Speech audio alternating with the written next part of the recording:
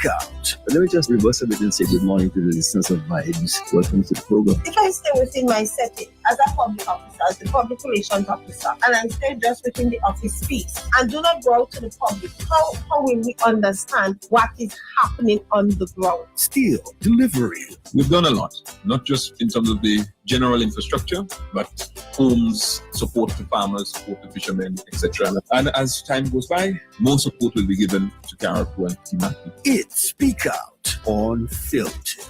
Built back, even better to last. Let us all strive to build a better country by putting aside our petty grievances and move forward with dignity, being proud of working hard and working together. Anything that we're doing now, it's futuristic thinking. It's not for the now. Education is the key in a country's development. That's it. If its people are not developed, Can we don't go that far, no? Just remember, knowledge is power. When you know, you know. that's it. It's Speak Out Unfiltered. We have to have you on Vibes 101.3 and 106.3 FM every Thursday, 10 a.m. to 2 p.m. Do you feel the vibes? Go in. Go in.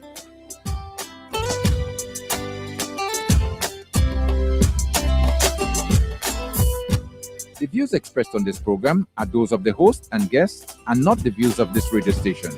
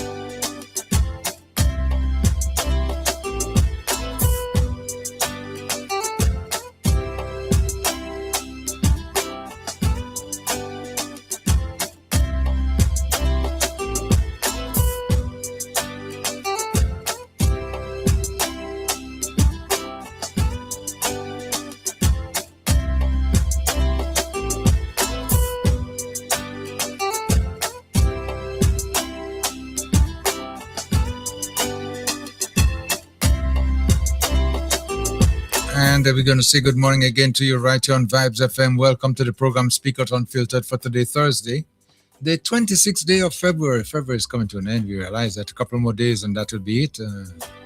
And the program is your program, as you very well know, from time to time, where you air your views, your concerns, your opinions. All are always welcome on Speak Out Unfiltered for today from 10 a.m. to 2 p.m. And if you want to interact with us, you know what's happening, you can always call us. Our telephone number is 403-0101, 403-0101, and 443-0101, 443-0101, and 458-1914. We have three lines, 458-1914. And we ask for your patience sometimes when you call. Sometimes we're on a hold for a little while, you know, best because someone else might be on air expressing their views and concerns, okay? So we ask you, please be patient from time to time. You're going to get a turn, hopefully, as time goes on in the program.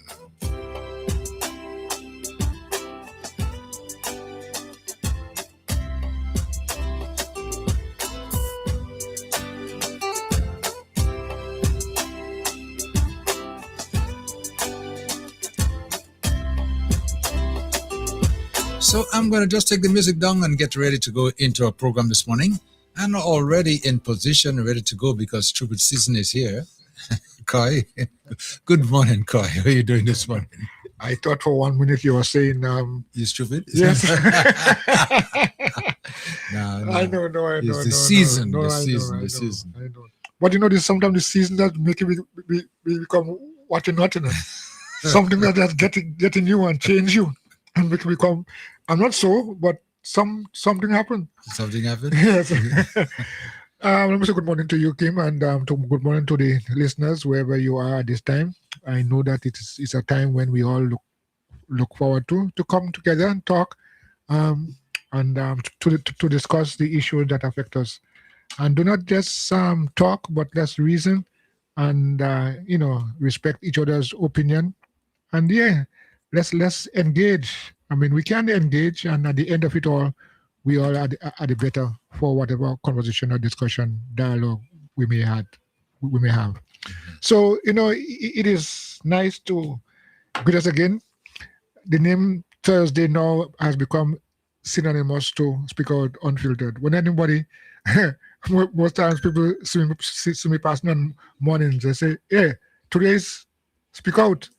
The fact is that people get accustomed to the fact that Thursdays speak out, and I think we really, really should take the opportunity to speak out, speak truthfully, and let's reason and try to see how, at the end of it all, we can all make this place a better place. Well, I hope so too, and we all going to join in the conversation as we always do, and remind our listeners too that they are part of the conversation, and they could always call us when we have the lines open. We have quite a number of things down on the program this morning because we're doing some updates, what's happening here in Carriacou and Peter Matnick in particular, because there's a lot in the pipeline right now, as you very well know, and people sometimes on the outside always want to know what's going on, what's next, what's happening in Carriacou, what's happening in Peter Matnick, what's happening especially on mainland Grenada, as you know, and we continue to give them all the information and to share their opinions as well as we go to the rest of the program.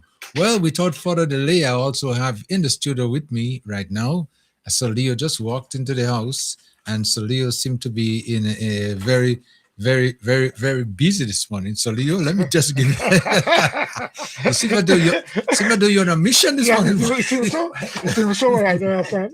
Well, indeed, cognizant of the fact that I'm late, and I shouldn't be. I have to run so that if the master sees me coming, and I'm at least busy, you wouldn't be that angry. Yeah, okay. But let me just say good morning to the listeners of Vibes wherever they are, and to you, my colleague here. Yeah, morning. Good morning. Morning. And what I intended to do this morning, every now and again, I just tune into my colleague here, Yeah. And he dropped a tune on me yesterday. I say, this fellow is a graduate of the DJ Ivy League. What was the tune? Yeah. What was the tune? You remember the tune? Was a Brook Benton one. I think he's in. Brooke Benton. Okay. I think I remember. What up to? Yeah. Yeah, whatever it is. Yeah. What thank you. I mean, nice to know that you're listening. Yeah, man, all the time. Well pleased. Yes. When you on radio, and if you don't appreciate who is in the audience, because you cannot tell who listening to you. Sometimes somebody just passing, and one what you say, let's stand up. So you can't just just can't say, well, I say anything because nobody listening to me. No. You can't say that. When I heard the introduction, I started singing right away. I'm sure it was that day, but it brought back so many memories. Yes. Thank you. Well, it's nice, yeah. But what things, by the way, Solio, how things are going, Well, I must admit, a hot item went past me last night. And somebody called me from New York this morning and said, I'm waiting for the discussion. Saying wrong thing. Saying wrong thing. So I'm here now. I didn't want to miss any of it this morning because I thought that might be the opening salvo for the morning. So, well, like I said to Koya a little bit earlier, stupid season will be long this year, this election. Not all stupid season is stupid season. Some stupid seasons are deliberate seasons, Deliberate stupidity. Yeah. Make believe. Yes. Yeah, because as you realize too, that I mean, the campaigns are gearing up, putting themselves in position, and you find some people on the platform start talking, etc. Well, that's the case, but I sort of, I'm tempted not to give up because I mean, some of the things are so obvious, and I must at least talk about Karaku here, because if anybody would want to come here and say campaigning to represent NNP, that I cannot fathom. That I cannot fathom based on what happened to us, say for the last 30 years, and you see the difference now. If you can acknowledge that there's something wrong with you, so me talking might not be able to help. We might need some sort of a institution, for the psychologically or rehabilitation, for rehab. Yeah. Yeah, you know what I mean? Because I've said it. I think I've said it a couple of weeks ago. The idea that there's a deliberate attempt to control our minds. So the things that you read, things that you hear, it's all intended to control you, control your thinking, the way you think, and so you would always see those things have been said deliberately just to give you impression, to give you their perspective and to want you to hold on to their perspective. So the battle of the mind, I would rather look at this election period as a battle of the mind. At the end of it is who control you. Yes. But because some of the things, I don't know what's happening in this good world of ours, because every now and again, I can't help it when you put on the television to what's happening in America. This Jeffrey Epstein must come up, and what they didn't redact, and now what they're presenting is a conversation that the FBI had some time ago with a victim. And that is redacted. Or it's not there in the what they presenting as it's supposed to be. Yeah. So what do you want people? What else you want people to believe? Huh? And you guys, boy, I don't understand. Some things are really not making sense.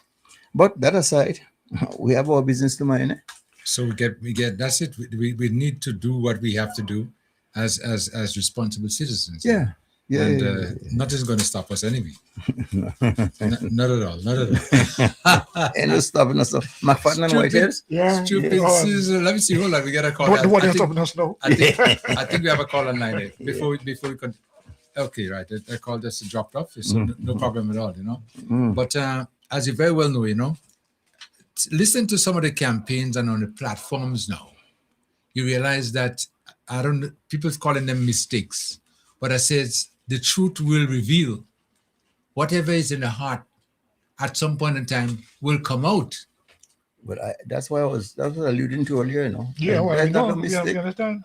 That's a mistake. I wasn't stupid. This is not deliberate system. That's what I'm talking about. Some of those things is deliberate system, but my boy has to speak his mind. But in truth facts, let's take a step back and try to understand why these things happen. Why it is happening? Why are you saying the things that you should be saying? Consciously so too. Because if you listen to yourself, and we all do make mistakes. But if you're listening to yourself and say, no, wasn't that I want to say now? What causing that? Is it a lapse in memory? Let me tell you. Is there a change of mind, a change of heart? Or whatever it is, I want to find out. Let's stop beating around the bush. Too old for that. What I do firmly believe, and God strike me wrong if it's not true, but what I believe is that the ex-leader opposition is not happy with the current one, and he'd like to see her replaced. So in so many words, that's all he could say. What do you want from the guy? Huh? Well, you're making a very valid point there, Solio, Amen. Yeah. So this beating around the bush none of the time, it is too old for that. Yeah. And the mistakes seems to be very consecutive one after the other, So you call it a double mistake? Yes. So when those mistakes start doubling up now, it's no longer a mistake. Mm-hmm. Point I'm making. Let me see something. Hold on. Somebody just sent a clip for me here. Let me see what it is before we continue more inside the conversation. This clip, let me see if I can play it. Let me see what it says. Somebody calling. Oh, okay. Hold on. Let me take the call first. Vibes FM? Vibes FM, caller. Oh, okay. Too many lines are open. Too many people calling so quick, eh? Yeah. 443-0101, 443-0101. And okay, hold on. Something is not coming through yet. All right, let me go back to the phone. Vibes FM? Caller? Hello? Hello, good morning, Mr. Mills. Yes, good morning. Yes. Yeah. Can you hear me well, sir? I'm hearing you. Yes, go ahead. Yeah. Well, thank you very much. Greetings. I hope I'm not molesting anybody with my presence. Not yet. Not at all. Speak out unfiltered, isn't it? Yes, that's what it is. Yes. Mr. Mills, how much are you prepared to give me? Let me see, 3 to 5 minutes? I'll give you 3 to 5 minutes. 5 minutes, okay? I wish to expound two very powerful issues, which may be personal, because they occurred with me, but have very serious, to me, national implications.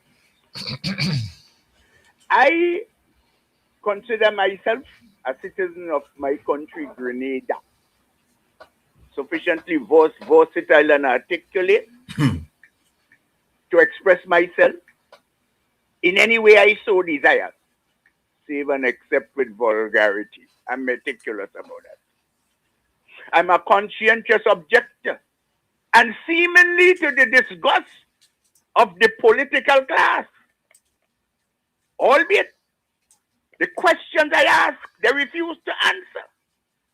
And I know why, of course. Because it is written there, and they refuse to look at it, because when they say, people must believe, but anybody challenge them, no, you don't dare that. Dare do that. But let's go, Mr. Mills. 1. 2 weeks ago, I received a medical order, what you call it again, a prescription, so to speak, from a doctor in my region, my area, based on a little condition I had, to do some blood tests, 7 of them. There in the medical station, the doctor told me that she knows that from time to time, that our laboratory, in other words, the state-owned laboratory, cannot do these tests. Through the nurse, she consulted with the laboratory. She found out those tests that can be done there, and those that cannot be done, she marked it an asterisk, and she said to me, as a matter of fact, I made the request that if in case, watch it, to call upon the Ministry of Social Development for some assistance. I've had that experience years ago, twice in this case. They prepared everything for me. I called the Ministry of Social Development's department within the hospital system. They told me, Mr. Roller, we used to do that, but we don't do it anymore. I said, what do I do? Well, I don't know. You had to pay for the test. I said, well, I can't pay for the test. And in truth, I can't pay for it. Mr. Mills, I called the permanent secretary of the Ministry of Social Development. And I was told the same.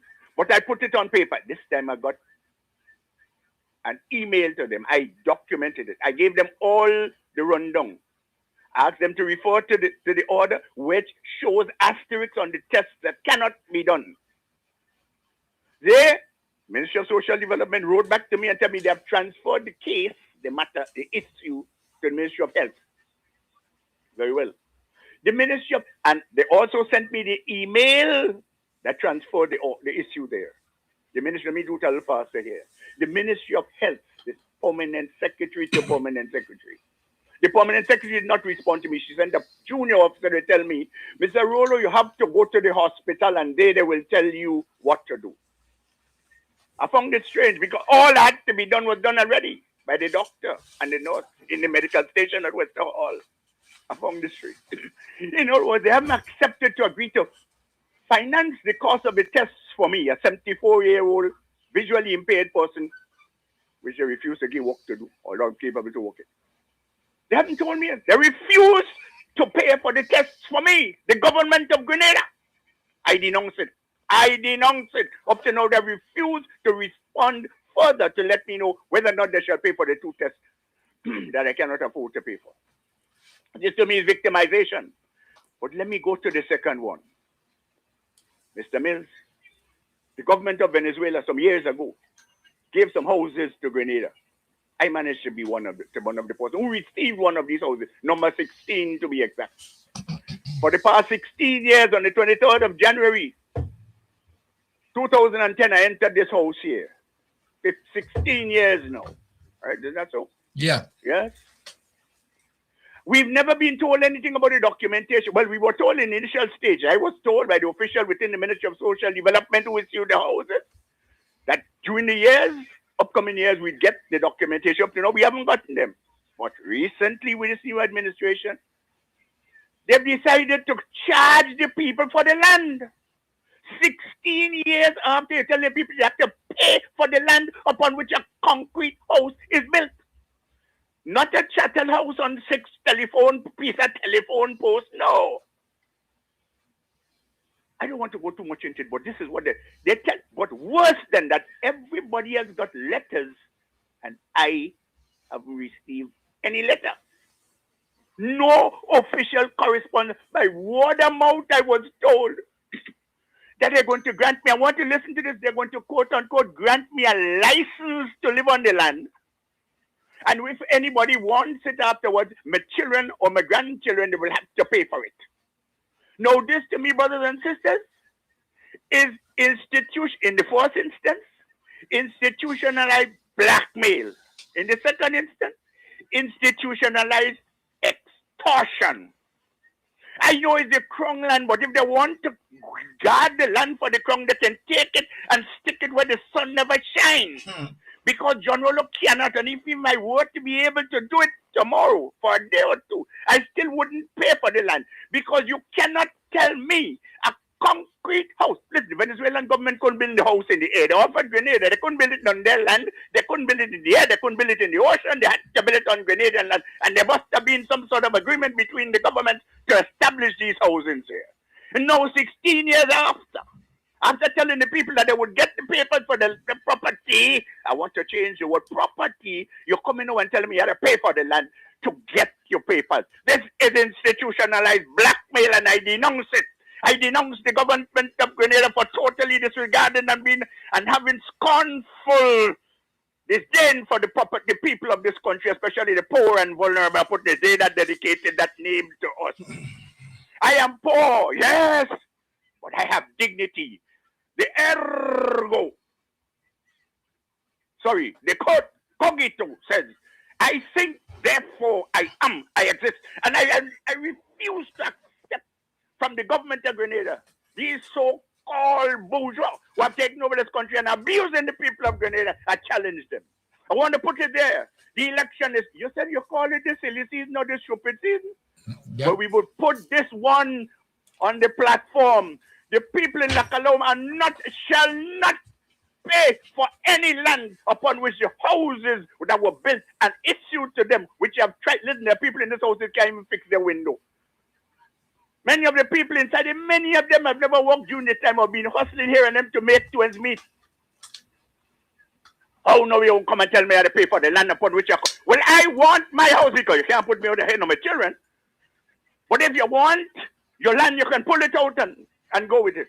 That's my position, Mr. Miller. I thought I put it out crystal clear to the government of Grenada, the Ministry of Social Development, and all the other mawak that playing around with the people. This is unfair. It is institutionalized extortion, and we refuse to pay for the houses. And I want my document from a place because it's mine.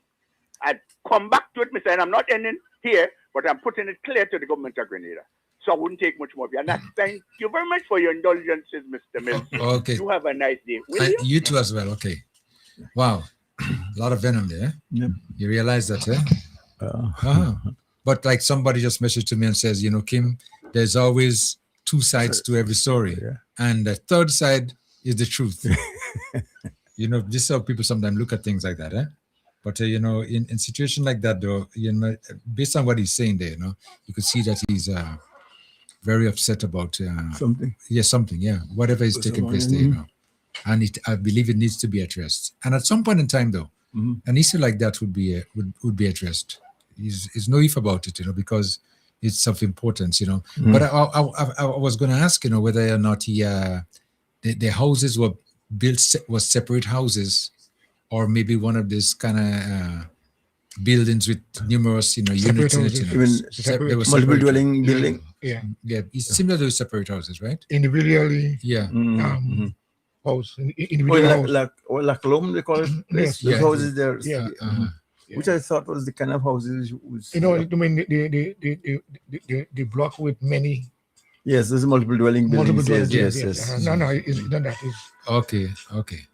All right, let me try to go to another phone call. Vibes FM, caller, you live? Caller, come in. Good morning, Tim. Yes, good morning. Mr. Joseph and Mr. Coy. Good morning. Yana here, Isaac, Ministry of Caravan, Petty Ethnic Affairs and Local Government. Right. Mm-hmm. Okay, so Kim, this morning we'd just like to highlight a few things so that the public of Caravan, Petty Ethnic, along with those in the region and the diaspora, can be fully aware to what's happening in Caravan, Petty Ethnic. As you know, we continue to be in recovery mode following the passage of Hurricane Beryl in July 2024.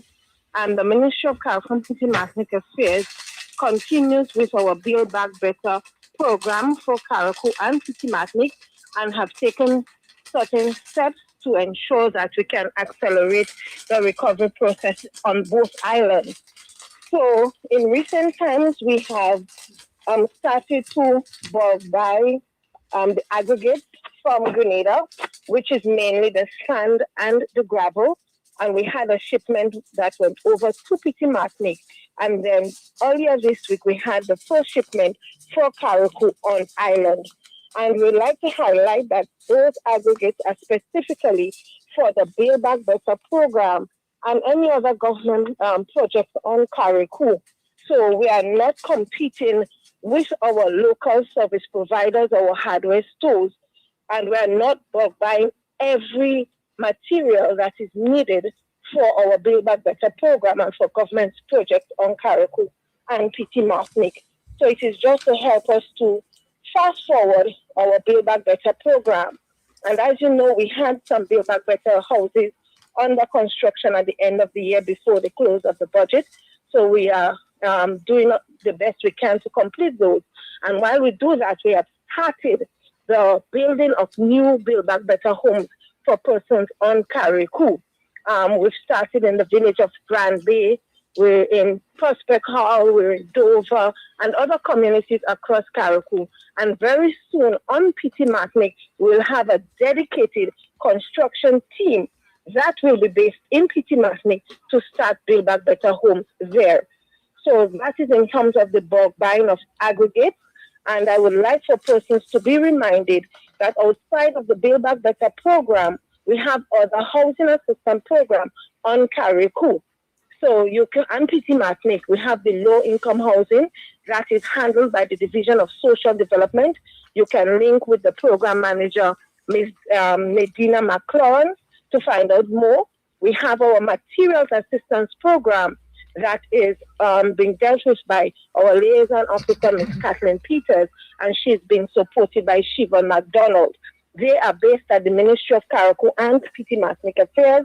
So persons who are interested in getting some material support for their houses, they can go to the ministry to these two persons. So that is in terms of our Build Back Better and what's happening in terms of other housing support.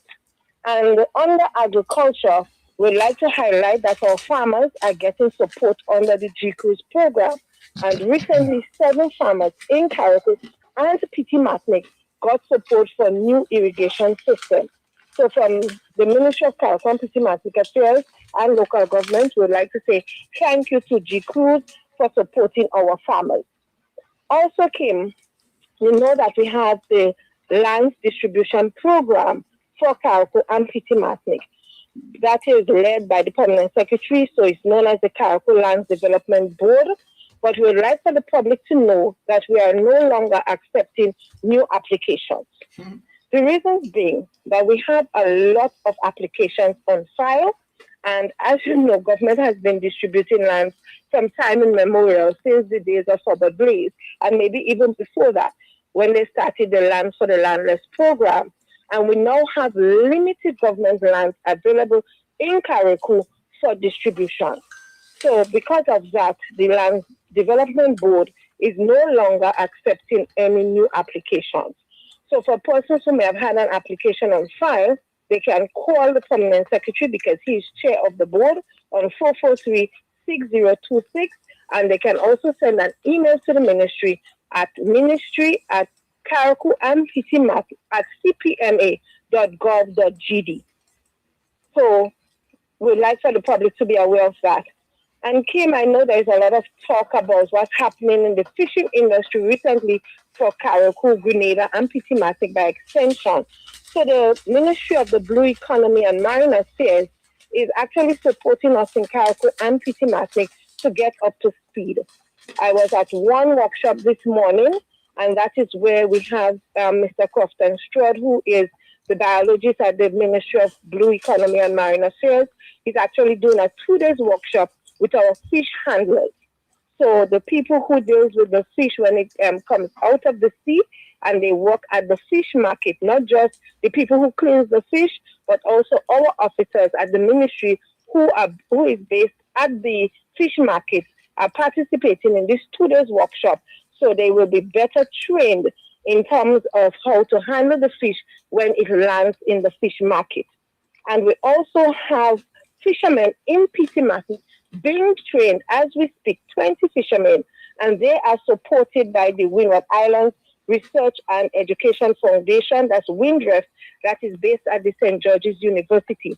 So they are being trained for the entire week, and then the team, which is led by Mr. Roland Baldio and supported by Mr. Osman Griffith, who was head of the Coast Guard base many years ago, they are the facilitators of that workshop. They'll be coming to Carriacou from next week, Monday, please God, to do the training for our fishermen in Carriacou.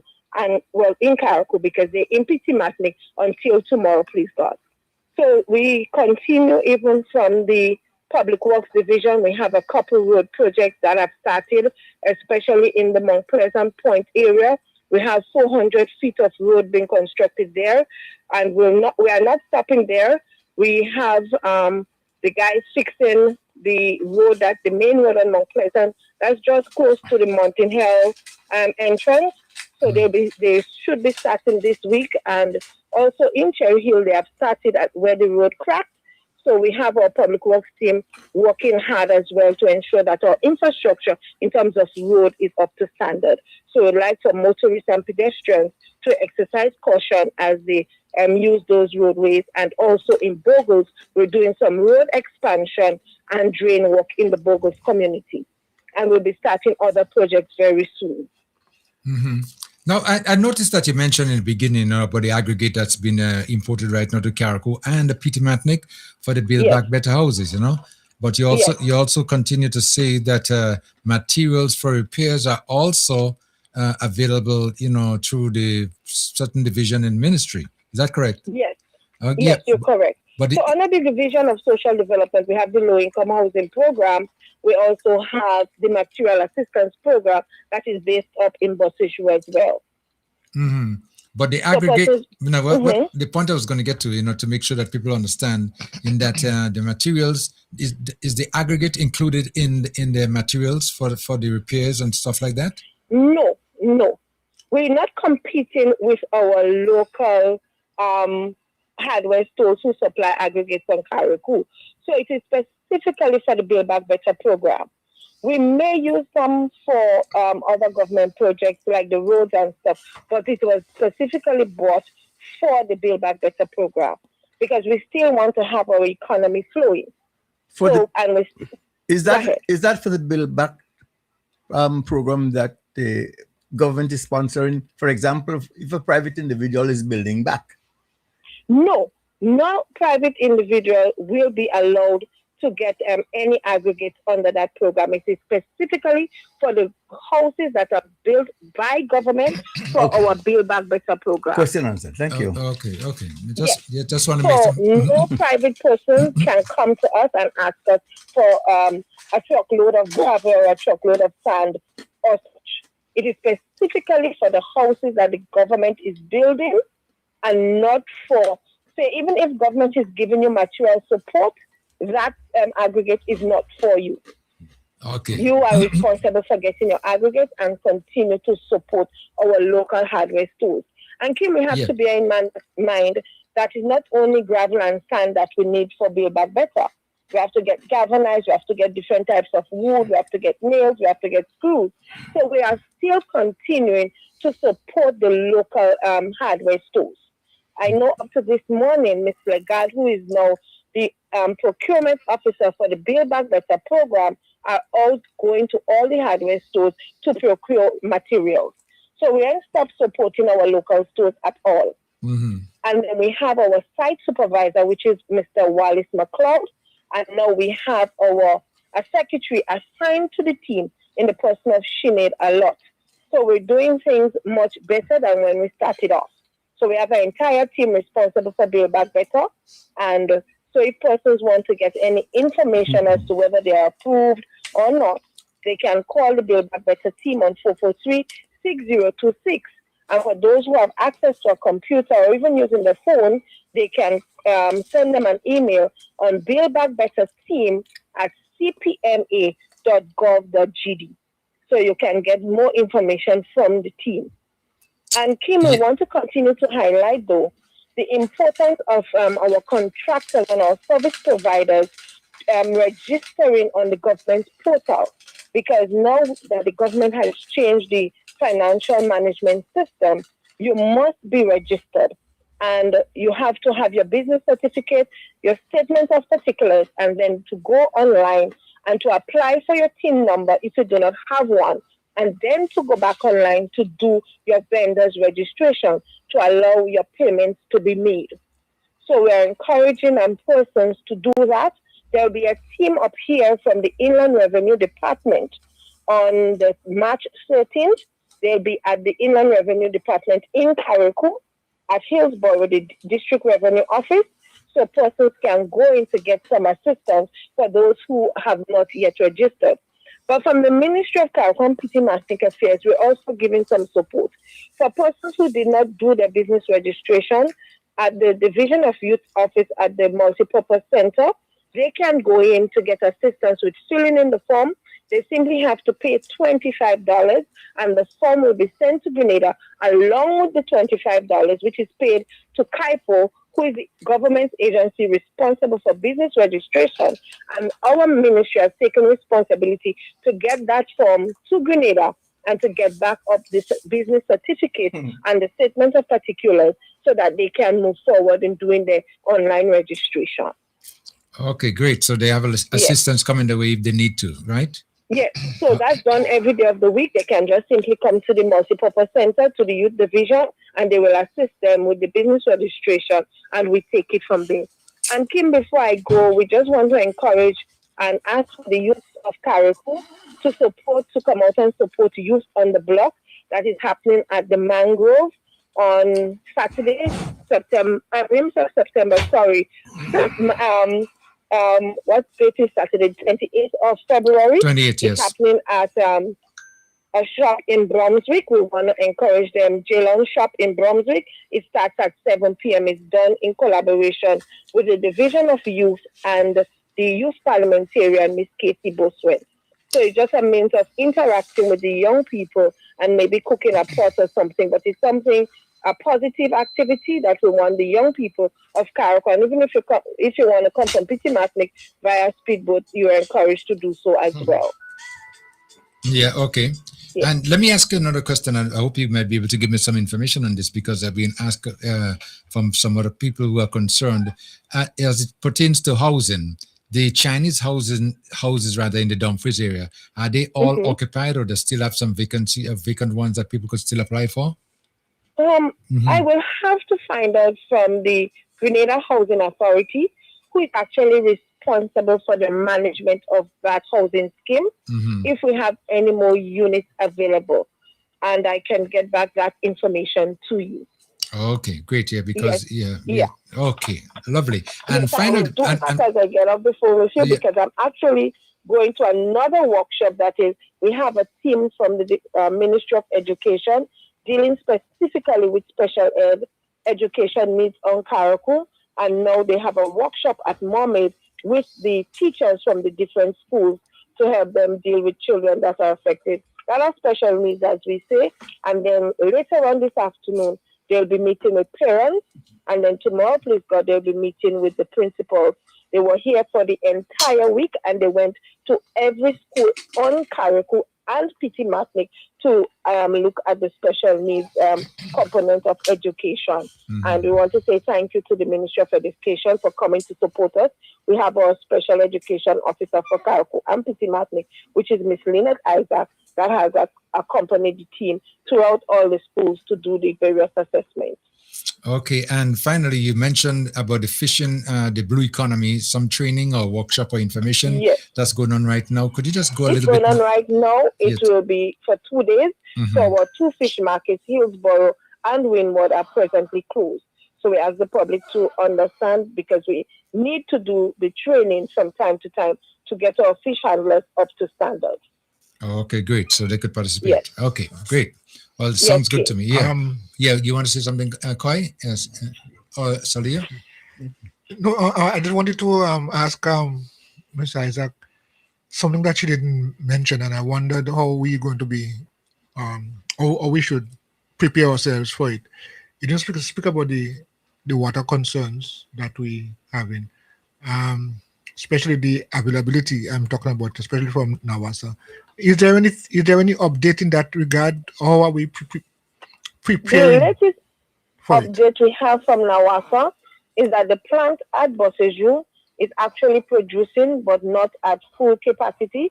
So Nawasa on the weekend did put out a schedule where how water will be made available to the public. They have some days, I know, Mondays and Wednesdays, that are designated to the ministry, and then there are days that are designated to the public. But I know for Saturday and Sunday, from that notice, that it is meant for the tank to be replenished. So at present, Nawasa is producing water at the Boseju plant, but everything is being rotated. That there are days for the ministry and there are days for the public. And it's important to know that it's only 6 trips per day for both the ministry, when is the ministry days, and also when is the public days. But I know there were persons who actually paid before, so they wanted to get out the people who paid before for them to get the water, and then they'll start to accommodate the general public. So Nawasa there's a schedule that we placed on the ministry page. It's also on Nawasa's page. But Nawasa will be the best person to give you the update as to what's happening at the plant. And remember, government from the Ministry of Carriacou and Piti Matnik Affairs, we did bring in some water from Grenada over the carnival period to help with that period as well. And then we have our local water boli that also sells water to the public. And we want to also say thank you to the homeowners who have made it possible for us from the ministry and even local persons to get water from their water source as well. So on behalf of the ministry, thank you to homeowners who have been doing this for us for many, many years to ensure that persons have water for use. Okay, great. Well, I'm glad that you touched on that as well, too, to make people know that the system with Nawasa is not back up to normal as yet. And the schedule, which we have the schedule in our studio, we announce that from time to time to let people know what hours and where the water will be available, so they could get some supply or relief or whatever until we come back to maximum production. Yes. Thank you so much, Kim. Okay. And thank you again to Vibes 101 for always giving us that opportunity to highlight to the public what is happening from the Ministry of Carriacou and Piti Matnik and in general in Carriacou and Piti Matnik. And we continue to call for the support of the public, the support of persons in the region and the diaspora as we continue to rebuild Carriacou and Piti Matnik. Okay. Oh, Ms. Isaac, but thank you once again, okay? And I always tell you, feel free whenever you have information you want to share with the public, get in touch with us and we'll be happy to do so, okay? Yes, No problem. Thank you so much. Okay, bye-bye. Okay, bye-bye. Okay. Our telephone numbers again, 443-0101. That's 443-0101, 403-0101, and 458-1914. 458-1914. Let me go right into the phone line. Vibes FM, caller, you're live. Caller, come in. Oh, hello. Good morning, Kim. Yes, good morning. Mr. Coy. I'm elated to hear Miss Isaac. She is so professional in the things that she said and to let us know what is happening. I am particularly happy to hear that training has been going on in the Winard Fish Market. I've been there a few times, and I think the staff that works there need an awful lot of training. I went in there, I didn't see any fish. There was a young man there on his phone. So I asked, I said, have you got any fish? Well, this is a fish market, ma'am. And I thought to myself, is that the way you should be answering a customer? I haven't seen any fish, so I'm asking if you've got fish. Yeah. And I walked out and I've never been back. You know, and I think they really do need training. A lot of training at that fish market, because it really is a shame. The next thing again, Ms. Isaac has given a telephone number for the Build Back Better. I didn't have the time to get it. I just wondered whether you can repeat it, because I would like to get in touch with the number she gave is 443-6026. 443-6026. And when they answer, you ask them, tell them what department you would like to speak to, and then they do the transfer. Thank you so much. Yeah. Thank you so much. I'll be listening to the program. I was very interested to hear Mr. Isaac. Okay, thank you so much. With her professionalism. She really is. She is. She really is. I'm so glad that you have her on the program to explain to us what is going on. Well, thank you. It's important. Have a blessed day, all of you. Okay, you too as well there. It's important for us to send out the information to the public, to let them know what's happening, because whatever services that they need, they will know exactly where to go and how to get some assistance in most of the situations, right, Salio? That's the way it's supposed to be, okay? Yes. Okay, we continue again with the lines open, 443-0101, 443-0101, 458-1914, and 443-0101. Something I want to touch on, before we get deep into more of the conversations. Last week, coming to the end of the program, we had a caller who called. And we were kind of debating whether it was a female voice or male voice, and whether the concern was genuine or non-genuine. You remember that? Yes, I remember. Okay, right, Cox? Not Cox, rather, Well, I wonder. I'm finding looking at a lot of. But you're looking like Cox. Oh, Lord. You go to a different level now. Okay. I could hear you just before the season. Before I get back into that, let me take another call there. I'll get back into that conversation with that caller. Vibes FM, caller, you live? Caller, come in. Morning, Kim. Morning to you. Yeah, morning. In-house, guys. Morning, good morning. So, Leo, I always wonder why you wear your cap when you're inside of studio. I'm imitating my colleague. Yeah. Okay. There was something that brought to my attention today. Well, it was yesterday. I had a discussion yesterday with someone. And I went further in terms of getting to the bottom of what was actually happening. The government has taken a different approach in terms of the regularization. Well, no, with the pension. The pension that the government has, the 19 whatever pension act that was there. And that is unsustainable, because I always ask myself, when you look at Britain and all the other major countries in the world, all the pension schemes are contributory. Yeah. The people who benefit and the government and contribute towards it. But in Great, they write a constitution for us and they put a pension scheme there that only the government has to contribute to. And we don't have anything to in terms of gold and diamond and oil and whatever. So how do we sustain that pension? I mean, it's a discussion our people need to have. Yeah. But anyway, the government has decided to take another route that would not adversely affect the beneficiaries of that program. Because a number of persons have been brought into the public service without the authority of the Public Service Commission, and all of those things need to be regularized. But what troubles me though, from the information that I'm hearing, a number of persons, Mr. Leo and others who are there, they are not giving the information necessary to be regularized in the system. Two, and some of them are not even registering for the programs, the pension scheme. Yeah. So you need to give information as to your qualifications and age and a number of things, and then they do the assessment in terms of your regularization. Whether those people meet the criteria or not, some of them have been given time to come up to par and all of those things. So the process is an ongoing one. But some people, I don't know for whatever reason, I don't know if it is deliberate or they are frightened to do what they're supposed to do in order to get the regularization. And what is happening, in some cases, I've listened to it over the radio, the government is being faulted for that. Yeah. And I cannot for the life of it understand why, people who are just not doing what they're supposed to do, because here is an opportunity to regularize yourself in the system. You are not there, as a nobody. You are recognized. You are working or you could benefit from everything that the system has, and you are failing to do what you're supposed to do. So this is of concern to me. And I would like for the people of Carriacou, I want to speak to them in particular, those who are affected. They should do what they're supposed to do in terms of going and register, giving the information to the Department of Public Administration, so that the process could be regularized fairly, properly, and quickly. Yeah. I don't understand why that is happening. Trust me.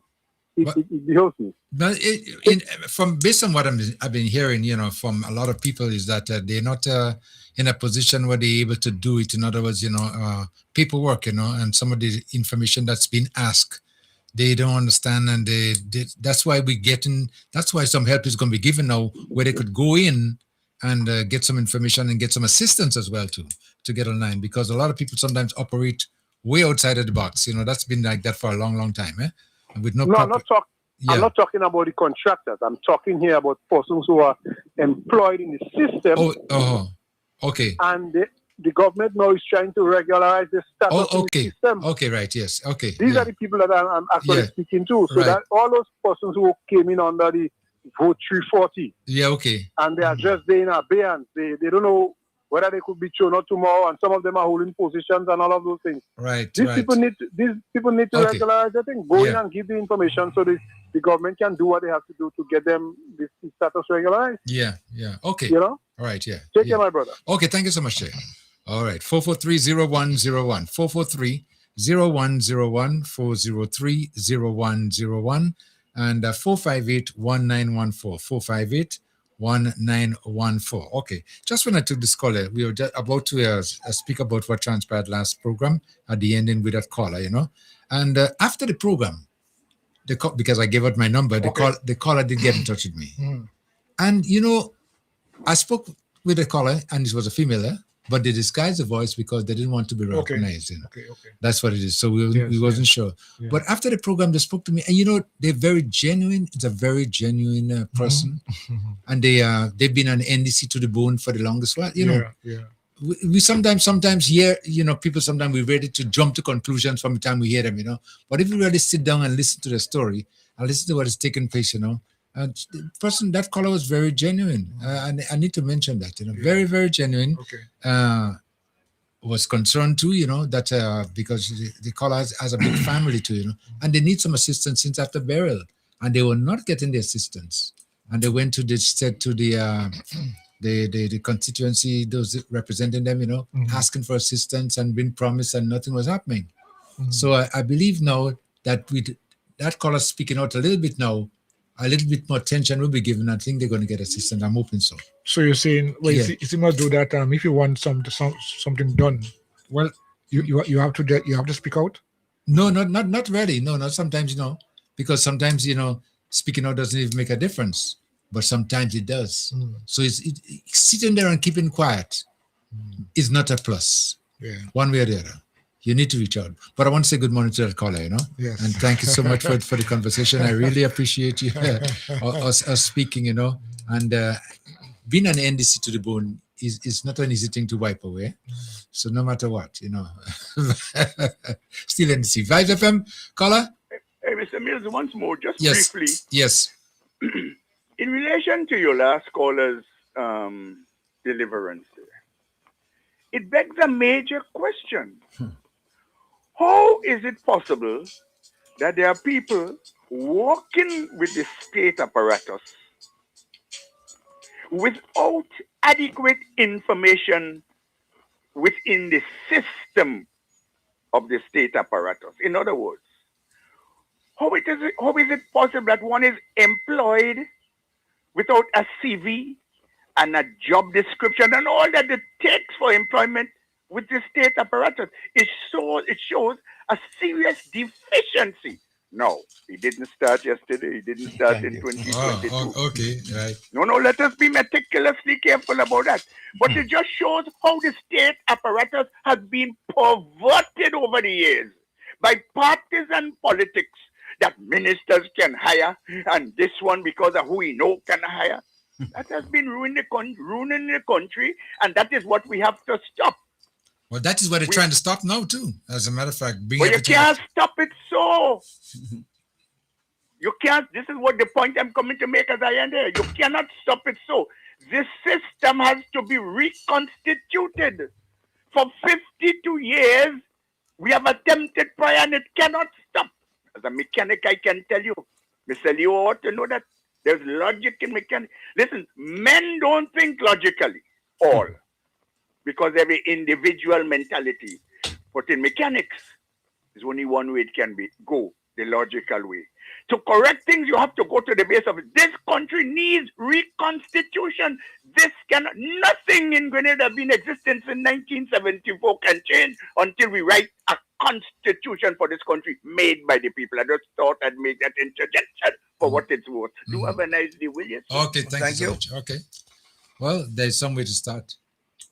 There's always a beginning. And once we realize what a problem is, then you start working on solving that problem. It may take some time because as we realize that has been going on for a long, long time. It's not yesterday. It's not today. It's been going on. So now we need to address the issue and see whatever we can do, okay? 443-0101, 443-0101, 403-0101, and 458-1914, 458-1914. You can feel the venom, you can feel the vibes, you can feel everything in the air now, stupid season. Someone sent me a clip, last night of a meeting that was held by the NNP, yeah? Right. Yes, and if you listen to this, you know why we're calling it stupid season? Listen to this. Let me see. What's wrong here? Try it again. Okay. Simadu, we had a little bit of an issue with the volume there. So when I finished with this caller, I'm gonna play it back. Vibes FM caller you on. Caller, good morning. Yes, Kim. Yes, morning. I will respond to the last caller by saying we don't need constitutional reform to do everything in Grenada. There are some things that we can take care of without going to complete constitutional reform. I support constitutional reform, but there are some things that we can do outside of constitutional reform that can take care of our people. For instance, when he asked where you're working in the system, and that he says it for himself. And this is a man that has called for the head of Kit Mitchell out of government, and now he wants Deacon Mitchell out. He's so inconsistent with himself. He's crazy. He's seriously crazy. So now that Deacon Mitchell is trying to correct all of the foolishness that have been there, he's not calling for Deacon Mitchell head. If you listen to his utterances on a daily basis, he's dead set against Deacon Mitchell. I am saying there are some people who have been in the system. Some of them have upgraded themselves. They have gotten degrees and all of things since they have been, because some of them have been there for years, 15 and how much years. So all of those information is needed. But we all know that it was there were people who were getting money and they were not even working. That's the truth. So the thing was so chaotic that you need to regularize, and it starts with a registration process, with people, all of the people coming in and give the information as to where they're working, what they're doing, what other qualifications they have, and all of those things. So when the government side is doing what they're doing, they have all of the information before them. We can't eat our cake and have it at the same time. Thank you. Okay, thank you so much. Yeah. All right. Next caller. Caller, thank you for waiting. Caller? Okay. Right. You just heard what the caller said, right? Yes. I mean, everybody has a different side, different story, different way of approaching it. But if we all get at the end of it and we come to a common understanding and get things the way it's supposed to be, everybody will be happy at the end of the day. So it's just a matter of time. Vibes FM. Next caller come in. Caller, come in. Yeah, Tim. Yes, go ahead. Yeah. What that last caller said about Rolo, he right. Every morning he talking bad about the prime minister, man. Tell you, horse whip he needs. Okay. Okay. Thank you so much for your contribution. Again, 443-0101. Say that you know what you have in government, you know what you have in the NMP, and you don't know why you will get when you go and vote. If you don't vote for the new national party. You hear right? It's out there. You're looking at me, but you heard right. That's Diablo, That's Diablo. Some people saying, "Oh, he make a mistake." They're not sure that deliberate season. What are you trying to say? Help me get rid of Emlyn, please. You think that's the message they're coming across with? Huh? You think so? Yeah. I mean, I never even looked at it like that, So what do you think, my boy? If you know my boy as well as I do, and I think I know him well. I always say I'm not a stupid politician, I know when to drop my bomb. Yeah. So that is twice in probably a month. You hitting us. What is lady in St. Patrick's name again? You mean Modest? No. St. Patrick's. St. Patrick's. Oh, St. Patrick's. Oh, yeah. I mean last year. Last election. Yes. Yes, I remember that. I remember the incident. Was it Moses or Moses? Pamela Moses. Yes. You can give us in 1 month to Pamela Moses and get away with it. Vibes FM comment. Vibes FM caller. You're on caller. Okay. I just want to draw a few conclusions and a few takes even from that clip that you played there. Marshall Montano won road match in Trinidad and Tobago, and his song, part of the song, it says, "You're as good as your last performance." Now, I say that to say, the guy last night that made the rebuttal remarks towards, he had a lot of damaging things that he said about the Prime Minister. And most of them, he coming from a place of hate, because he lost to that man. He lost to the guy, 10 months he come in. And he came in 10 months. Again, as I always say, he has no corruption to his name. He never steal. He never robbed nobody.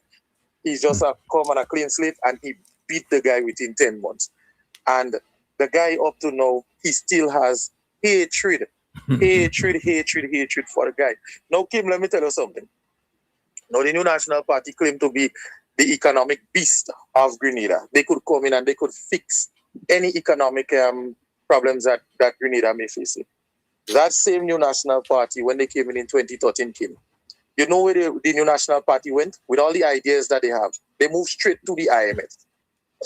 Yeah. They went to the IMF, not the IMF come to them. They went to the IMF. They even borrowed from Trinidad. They borrowed Trinidad. They go to the IMF. They freeze all jobs. There was no hiring. There was only contracts. Then they decide that they're not going to pay pension. That's the economic giants that we have. They claim themselves to be the Gregory Bowen, the Chris Mitchell, these guys that claim to be economic giants. And the sad part about it, Kim, most people will think that the guy may genuinely made a mistake with what he did the last night and previous night. But the thing about it is, when you're in a position for so long and you controlled that position for so long as being head of the table, Kim, even though you don't like the person who maybe you have hatred for the next person, but the person who you put up, you think you want them there. If you want them there, you think you're going to be saying these things on them? These things and them is conversation that does be going on behind closed doors, Right. And yeah, when they come to give this speech, because look at it, when he was blacking out, he plain out say he was blacking out, He didn't say I have a headache. He say I'm blacking out. He know exactly what was happening there. But the conversation that he is having behind closed doors, he and the other grouping of them concern certain fraction of the New National Party. When he on stage, the things are in his head so much that he has to just speak it out. You understand what I'm saying? The truth. And next thing is the Grenadian people. If that's how we have to get retribution for the monies that was lost by poor people through the Cap Bank. And we did not get justice for that money. A lot of poor people are still outside there and they're hurting over the money that they lost through Cap Bank because the same guy who's standing there decided that he's going to use taxpayers' money to pay back $500 depositors. Mm-hmm. That's taxpayers' money. So we never get no redress. We was tricked again. Mm-hmm. These things just go up in smoke. So when you see he come on a platform and he's speaking like that, it's not that he wants to speak like that, he's blocking the woman and her husband because he quit the public service to come and support his wife, and he believed that he's going to be ascended to the sixth floor in short order. And then to Mr. Diablo now, and they're trying to convince him, they're telling him, behave yourself, just stay quiet, you go get the Governor General. If we pull it off, you go get to be Governor General, you go be sitting there. This is the kind of gamble that they're gambling right now, Kim and Grenadian people have to remember what you have right now. You have free school feeding, you have free school supplies you're getting, you have a lot of incentive under the creative, you have a lot going on for you now. If these people come in, the security officers, you got the raise thanks to NDC from 2008 and you get it again in 2022. Remember, he's telling you the right thing, you know what you have. But you don't know what you will get with the new National Party. But I know from 2013 what happened. We go on that structural adjustment program. So that is my contribution, Kim. Right. Thank you. Okay, thank you so much. Yeah. Again, remind our listeners, telephone numbers 403-0101, 403-0101, 443-0101, and 458-1914. Sisters and brothers, you know what you have. They used to say that you know what you have in government, you know what you have in the NMP, and you don't know what you will get when you go and vote. If you vote, don't vote for the new National Party. So, oh boy, stupid season. Vibes FM, caller coming. Caller. Yes, good morning. Yes, good morning, good morning. Everybody all right? Yes, thank you. Listening to your clip, let me tell you something. Kit Mitchell talking in tongues, even talking unknown tongues, because we all are speaking English. Anything Kit Mitchell say, the Spirit of God that let him to say it, he campaigning for the NDC.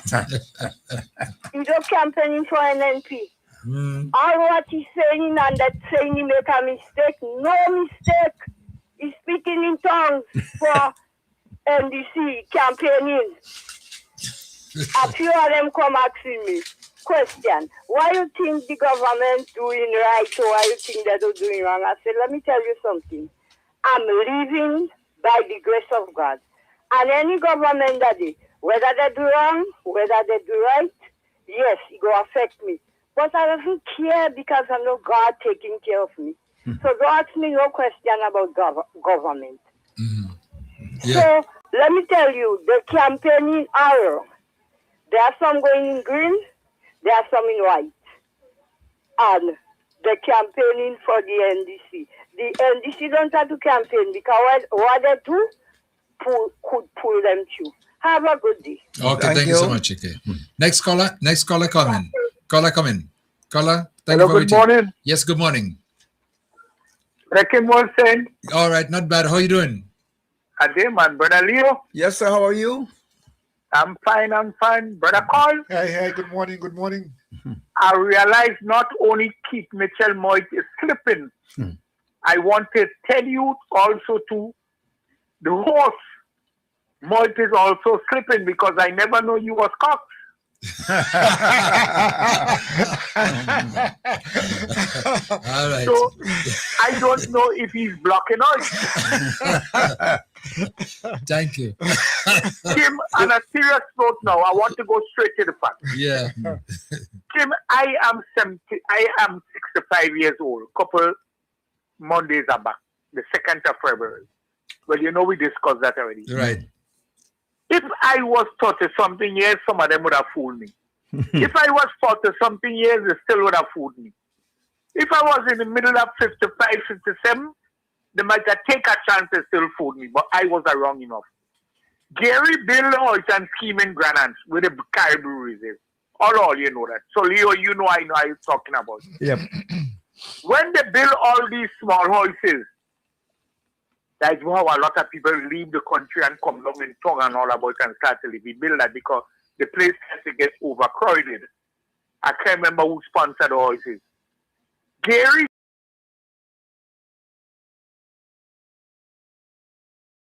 I want these kind of, who say the bright, get the facts straight. You have I tell her I will call name. She tell me she has no problem with that. The other PS they call Pamela Steele. She's still alive. She was there since with all them old veterans. The people pay for the place, right? They pay for the place, the property or whatever. I can't forget. Well, yes, right. If you go down in the house and see the size of the house and the money down, you know, in Granada, you pass by the house and scheme for a long while. Go ahead, yeah. Yeah, I know that. What I'm telling you, inside there, they full of big house. Because they paid, they could have built over the house to their own image and likeness. You understand? Yeah. Let me put it so. They come back, they give people, Keith Mitchell give people house or pay. In them house and scheme and all about it. But you have to pay. Under Keith Mitchell, you have to pay too. So pay now is not look like if NDC bring in something new. I blind and cripple on my bed. Some of them still could go to the toilet. The government is responsible for me. The government is responsible for me. Everybody responsible for themselves and the family responsible. Come like even the free program. Government don't must put you on no free. If you have 3 daughters and 3 sons in a whole scheme, government supposed to give you feed money. Yeah.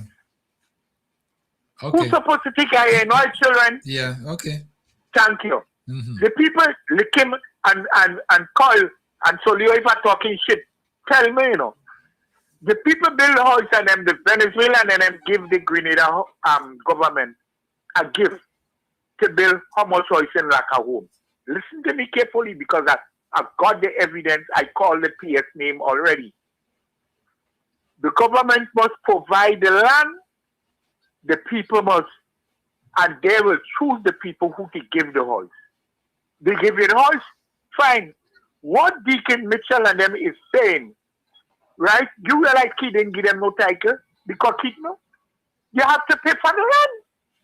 So you get the house free and you pay for the land, and when you don't pay off for the land, Kim, you could take a loan on your house and go whatever is a high limit or whatever you could afford. Or your son or your daughter, you could go to the bank with your documents and get a loan for them to go and study. If that makes sense, Kim? Okay, I get you. I didn't know that. Are you crippled on my bed? I have to pay for my house. But however, I am saying to all government, whether it's NDC, NNP, or Gary or Peter, I talking with a balance. You must do your own assessment and see who's the people who don't have that kind of cloyd to have 2 daughters and 2 sons and helping them. Here, some people alone. So I think these people need a break. Or don't come on national radio and say, you go this and you go this. Because some of them men don't like nobody. Kim, in them radio station and them now, if you check the people who talking and always have something bad to say about the government, it's only about 6, 7 of them, you know. They can't call your station all the time. They call GBN, they call Radio Don't Listen. You know who's Radio Don't Listen? I know. I think a radio station up north or some kind of thing of the Radio Don't Listen. Yeah, okay. They call that station, they call GBN twice. Innocent, and they call GT station, his segment. And if you check the language, one thing, the Constitution and what England gave us and what this gave us. And Keith Mitchell must go. Deacon still must go too, you know. And if Peter come, you know he must go too. That is why I just laugh. And they are telling Peter. I said, Peter, let me tell you something. Your time is coming any good. The same set of people who might come as champion the call for you to come in same way. They would champion the call for you to go. Some of them, they call Peter RMC. They call Peter Ballhead. They call Peter he joined with men and killed Bishop. Now I hear some of them say, no, Peter didn't kill Bishop. And Peter was not RMC, you know. And Peter was not Ballhead. Every morning at a particular station in Tongue, it's have an individual calling. And you know, he is the biggest laugh of the thing he has. It's the most stupidness I ever hear you man, a man talk. So I am talking now with a little bit, with some sense. You understand? Because before I come and I talk about a house and scheme up, get my facts straight and that like a home. But if you don't want to pay for the house, just don't pay for the house. Live on the land. You don't know documents and nothing. I am saying, however, government must look. But when you have people working and have children working and 6, 7 of them in the house, what the government come and give you land for? Pay for it. And I don't care which government. And my principle remain the same. I don't have no nephew and no killer, no beat, and this person and that person who is my nephew paying for house for me. I just have to pay for my house. Whatever I have to pay every month. With the liquor thing I just get is now I start to get a liquor thing from $250 to whatever they bring it to. You understand, Kim? Yeah. And besides whatever thing like good Samaritan, like you and Leo and call, like I could call them. Who does give me all the help when necessary? Who want to vex? And other people. So don't come and say, you think, why all you know is call, Bajan. All you could call. Come and say this about thing. Why all you used to call when Keith Mitchell and tell Keith Mitchell that? Every time all you go on a radio station, they cut all you off. And all this Mr. said. I'll come back. Okay. Thank you so much for your contribution. Next caller. Caller, thank you for waiting. Caller, it's your turn. Caller? Yeah, is it me? Yes. You're on now. Yes. Okay. Yeah, this one was last one was very long. Yeah, okay. Yeah. You're calling from Toronto. Okay. Yeah, I'm calling to actually comment on a couple of things. The first thing I want to actually say with the people who are just ridiculing the government, especially the Prime Minister in particular. I think that some people, there is a saying, when people are not good to use to good things, they criticize. Let me put it this way. It's like having 4 children, and you do everything for them, and you do a lot, especially for 1 out of the 4. And because you have given them so much, they feel this entitlement. One of the things I always say about the NDC government, which is good, but it sends like a negative, not negative, but a greed to the people of Grenada. Because within the very first year of the NDC, the amount of things that they had done, people probably cannot get used to believe that they could have done all what they've done. Especially now in 3.5 years, so much have been done. I mean, I've left Grenada 55 years ago. But the whole thing about it, as a boy growing up, I've never seen anything like what we see with this government here. And these NDC people, they're cruel. Now, first of all, I'm going to hit on Keith Mitchell. What you see Keith Mitchell is saying there on the stage, what he said in, I think it was in Telescope. No, Concord. Concord. Concord. Well, Concord was yesterday or the day before, the one before that. Before that, okay. Okay. Yes. What he said, let me tell you something. Either Kem is right, or the gentleman who called earlier on is right, or the woman, or I am right. Because when he said what he said before Concord, I said this man could be either too clever for his own good, and he knows how to play his game to get rid of Emlyn, or, as the Bible says, out of the abundance of the heart, the mouth speaketh. So Keith may have gone there to boost NDC, but what is embedded in his heart has to come through his mouth so that people can see it that way. So that could actually be the work of God, as Kem said on his show this morning. Now, what he said in Concord even made it clearer that is either he's going through dementia or he knows what he is doing. He does not feel good not being on top of the NNP. So then he wants them to lose. And people have to look at it from even Parliament. Why doesn't he stay in Parliament? He speaks, he's gone. Why? Because he's sitting to Emlyn's left. So that means he's below her. So he doesn't want to stay there. People have to look into these things with this party.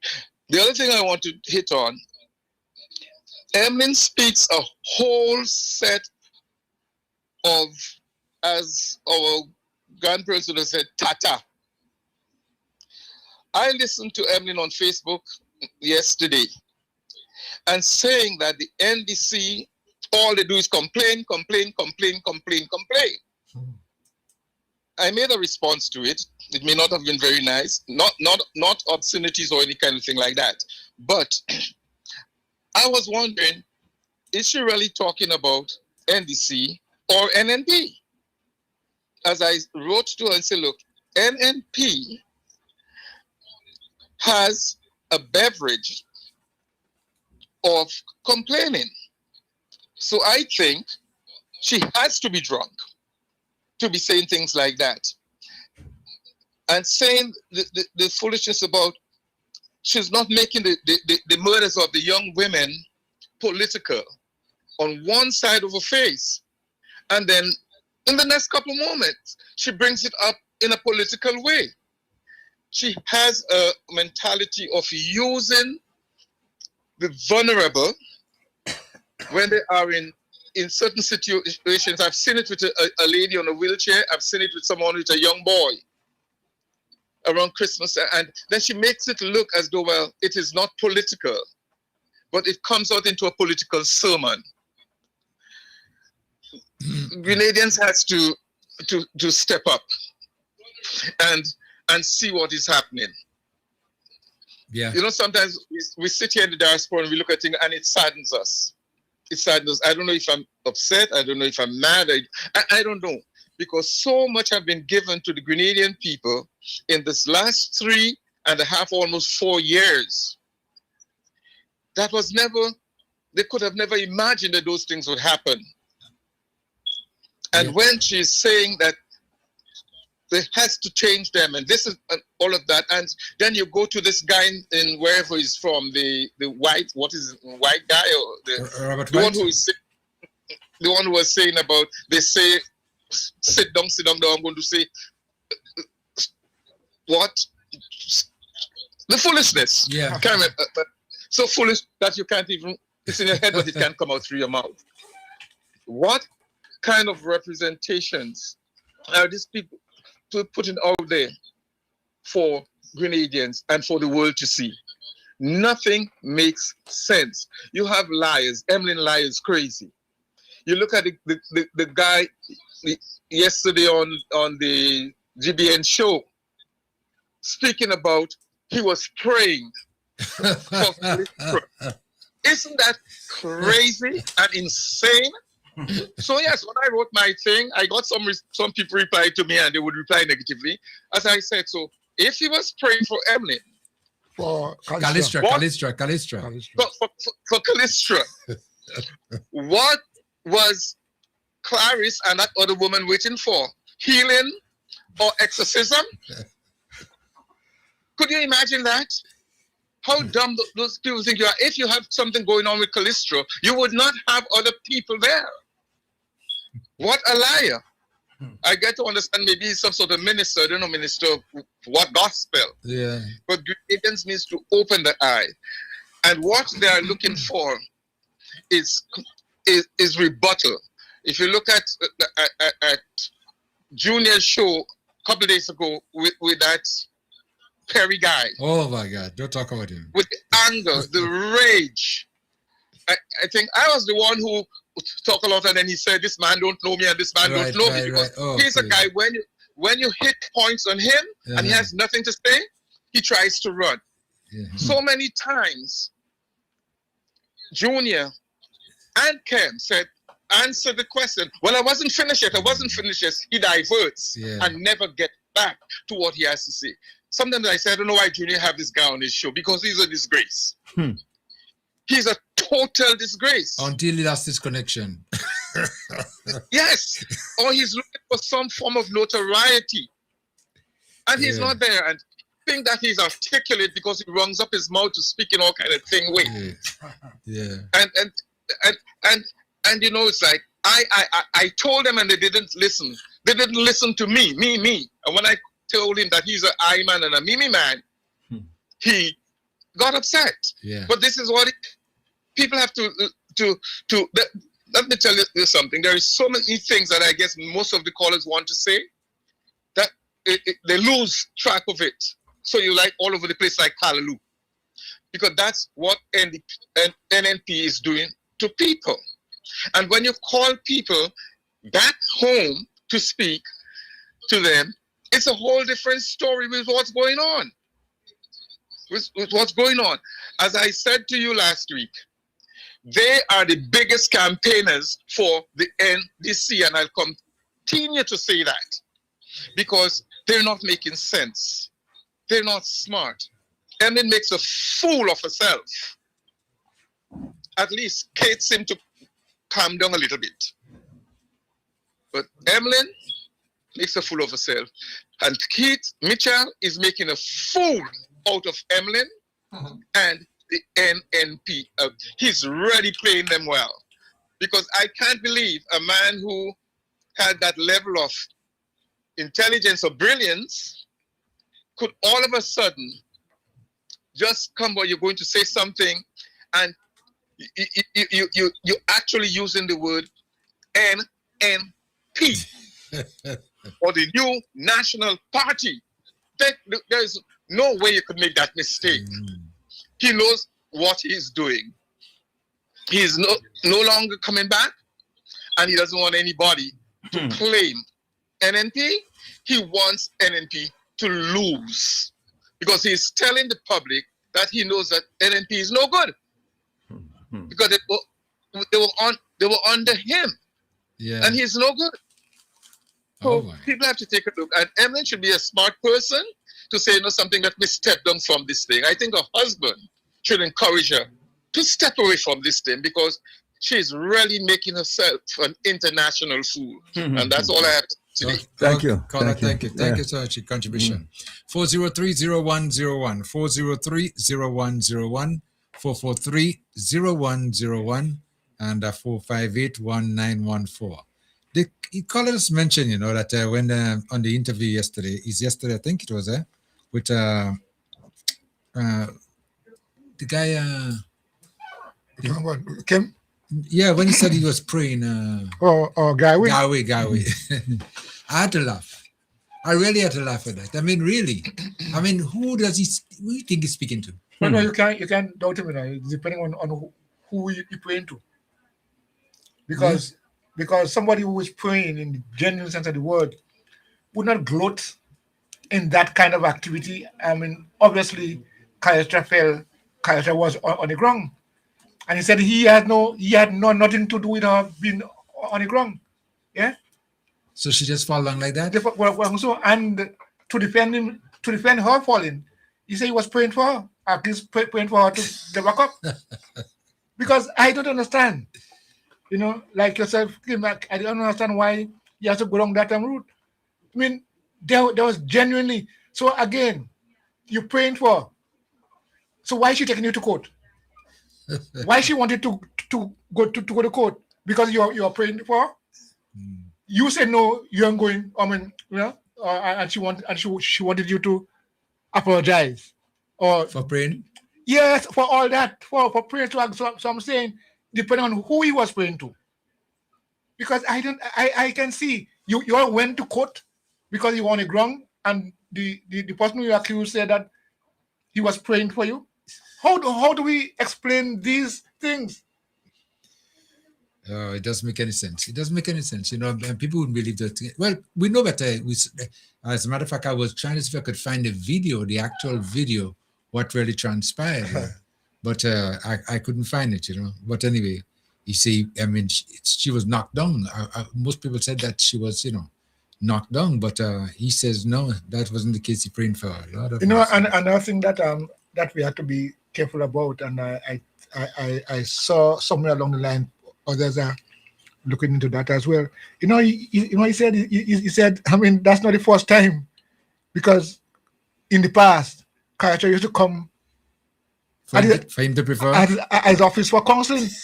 But not pray for her, no. I mean, not but for counseling. 5 FM, caller coming. Good morning. Good morning. Good morning, Mr. Kim. Good morning. Morning, Mr. Leon Coy. Good morning. Kim, Yeah. did I hear you say feel sorry for Mr. Gary? Yeah. Seems so. I prefer him.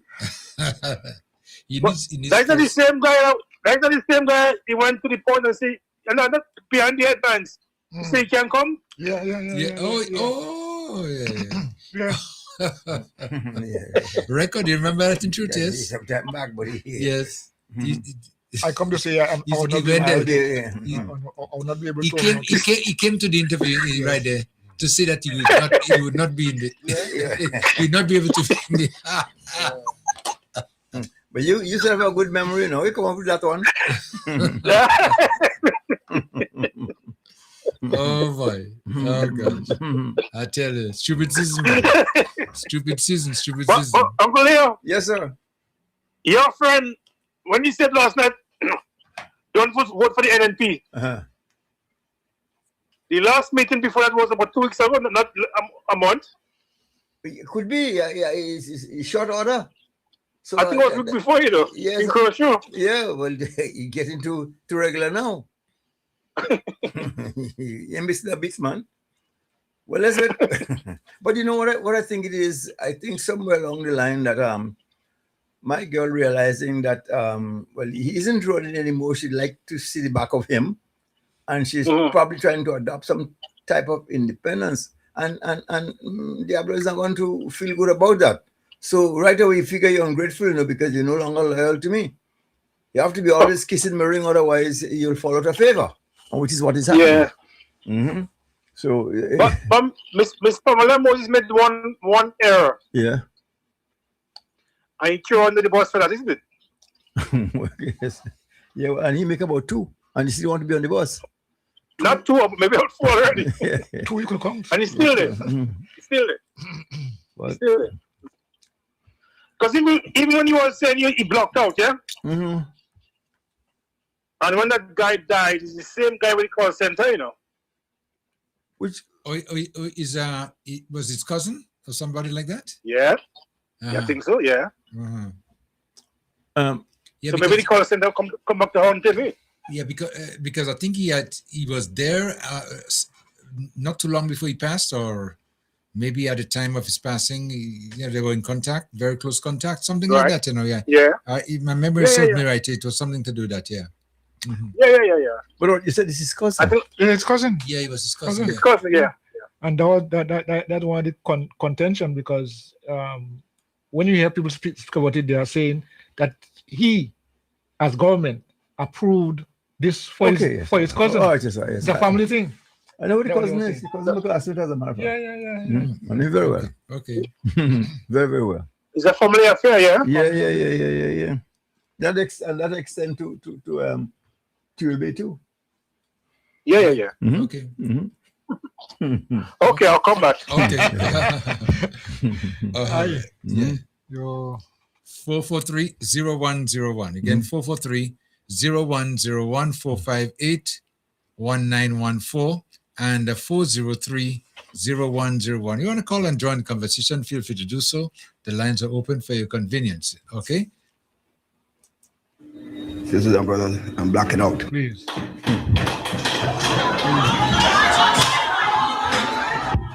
A nice round of applause to that.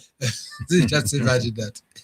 And this is what, well, he needs some praise.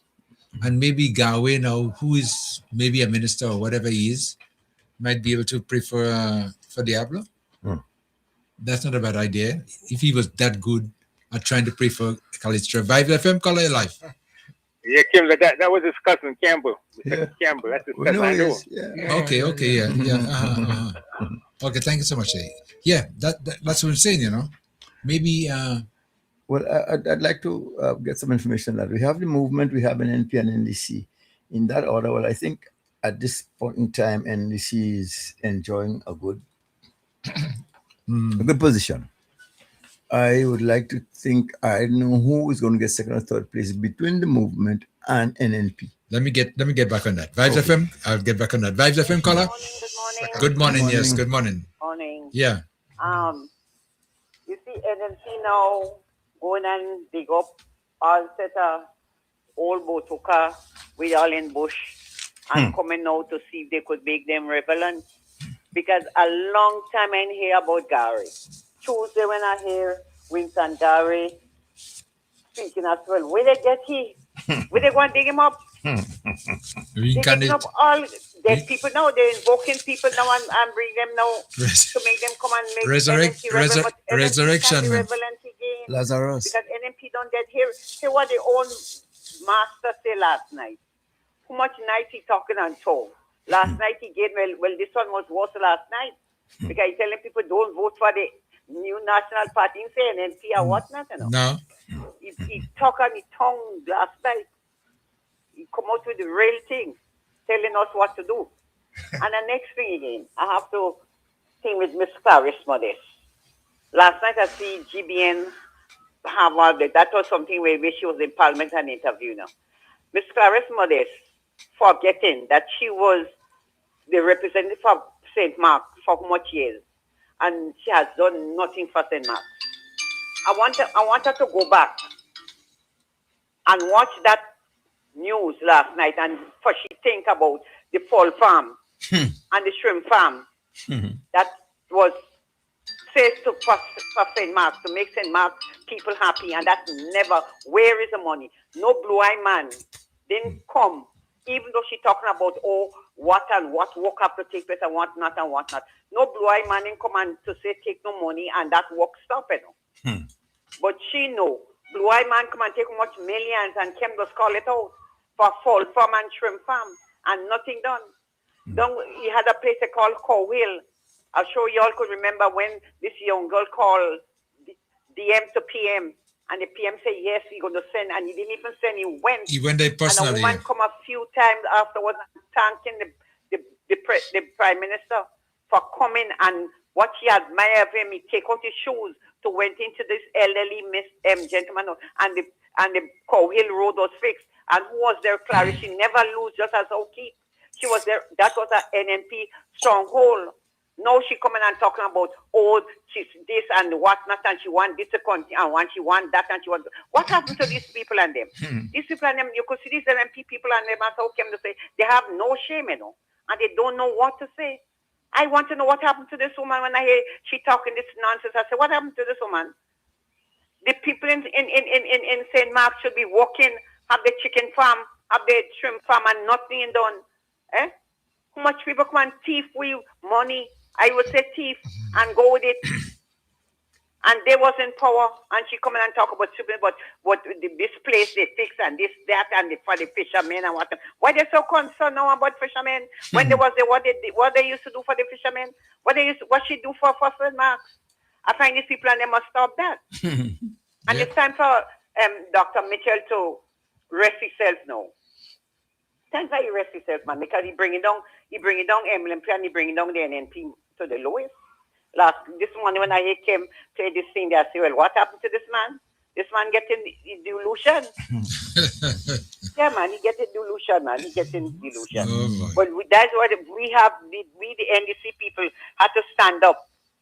Have to stand up now, strong to our government and support our government and stand behind them. I'll have a blessed weekend. Okay, thank you so much. Okay. 443-0101. 443-0101. 458-1914 and 403-0101. You can call any one of the numbers, join the conversation.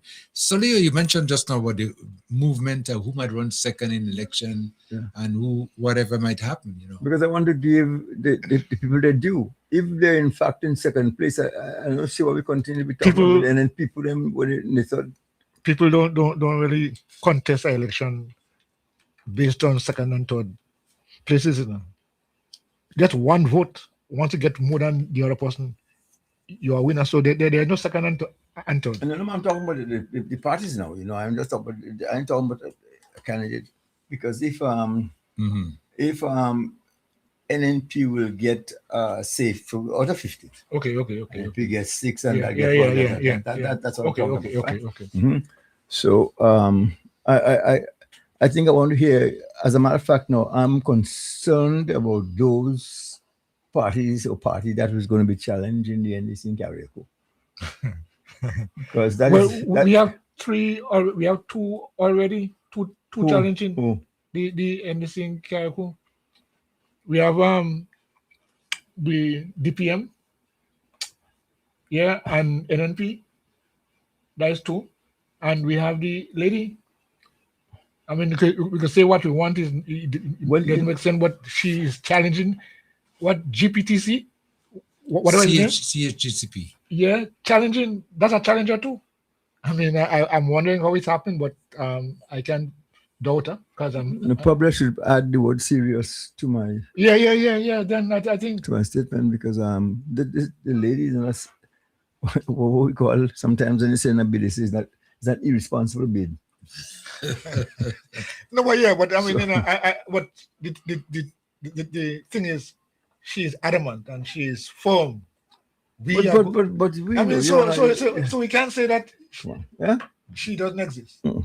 She exists. Okay, Vibes FM. Caller, you next. Caller. Yeah, hello. Good morning. Yes, good morning. Yes. Good morning. I'm calling from the diaspora. Okay. You know, I listen, I follow up, just listen because, sometimes you're kind of a little bit and you want to watch it something. Sometimes I listen to Keith Mitchell and I know what Keith Mitchell is doing. And MNP is very stupid. Keith Mitchell had MNP in there. He had Peter David. He take Dwight Harsford and bring him down to Grenada to run for NNP. He turned it back and he gave MNP the leader of the opposition. Peter David resigned. Dwight Harsford stayed. He still take this Joseph guy from weeks ago to put in his constituency. And what will happen to MNP when they have this next convention? He's going to move her and put the guy. MNP not seeing that because MNP don't doing nothing. And then she have another one, whether they call it the one from Skeet or something, the one from Kivoli up there. Kit, yeah. Them only setting fire for sheep.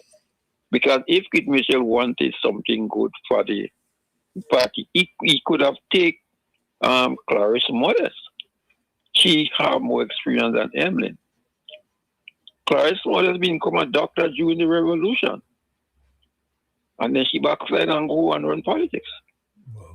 She get arts education in Cuba to be a doctor. So all of them is crooked. All of them is talking about all of them, Keith Mitchell, Skeeter, all of them trying to bring down Emlyn and Emlyn don't see that. I listened to them last night in Concord, and they talk a lot of shit. We Emlyn talk about the fishery thing, the fishery ban. She extended on, she said the extension was in 2025. Yeah, and she extended it. It wasn't 2022 again to expire, it was 2025 now. But she said So I don't 2022 know what previously. Yes, she said last With night. Colin Dow, with Colin Dow, she said 2022. Yeah, and then after she 2025, so I don't know what they have in the head. I don't know the line, so they can't remember. And then new candidate is talking about Dabrio and Amanda Japal. And them people and them cannot rule Grenada. They don't know what they're doing. They don't know what they're saying. So them have to stand aside. And I listen to that guy again, Pete Mitchell. Pete Mitchell said, don't vote for the new National Party. So I don't know how he sleep last night. I don't know how come he sleep. Because they had to put him up last time. They said what to go do with him. We got to put him in a mental home or someplace because he's crazy. Wow. He's very crazy. He's campaigning against them? Against her. He's campaigning against the party. Yep. So I don't know if we still have him there. I don't know. Why he retire? Why everywhere that NMP going, he going there? He's not supposed to go there. Why he going? Going to make trouble. He's the chairman of his party. Yeah, but he not to follow them all about. They going. You could see something happen to him. Well, and this old man said will involved with Dabrio. What happened to Dabrio? Dabrio them line. He doesn't remember what they think they say and what they do. You don't see what they do. You understand? Talking about hamper for that and hamper for that. But right away, the Mitchell should scrutinize this contractor guy, this Louisiana guy. And if you check what Dabrio is saying, Dabrio had a personal talk with the guy. Yeah. He had a personal talk with that guy. This 400 hampers talking about there, they had some kind of something. Something. So the commercial had to scrutinize this thing with this contractor guy. You have to do it, otherwise they go pull him down. They go pull Dickman right down because them guys are them no good. They no good. Yeah, okay. That's my contribution. Okay, thank you so much. Okay, thank you. All right. Thank you. Again, we encourage you to call at 403-0101, 403-0101 and 443-0101.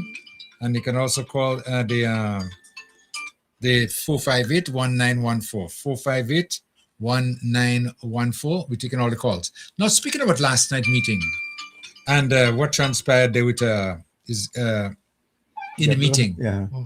I was going to mention something about Robert White, but we're going to come back to that. Let's take the calls first. Vibes FM, caller, you on. Caller, come in. Caller? Kim. Yes, good morning. Yeah.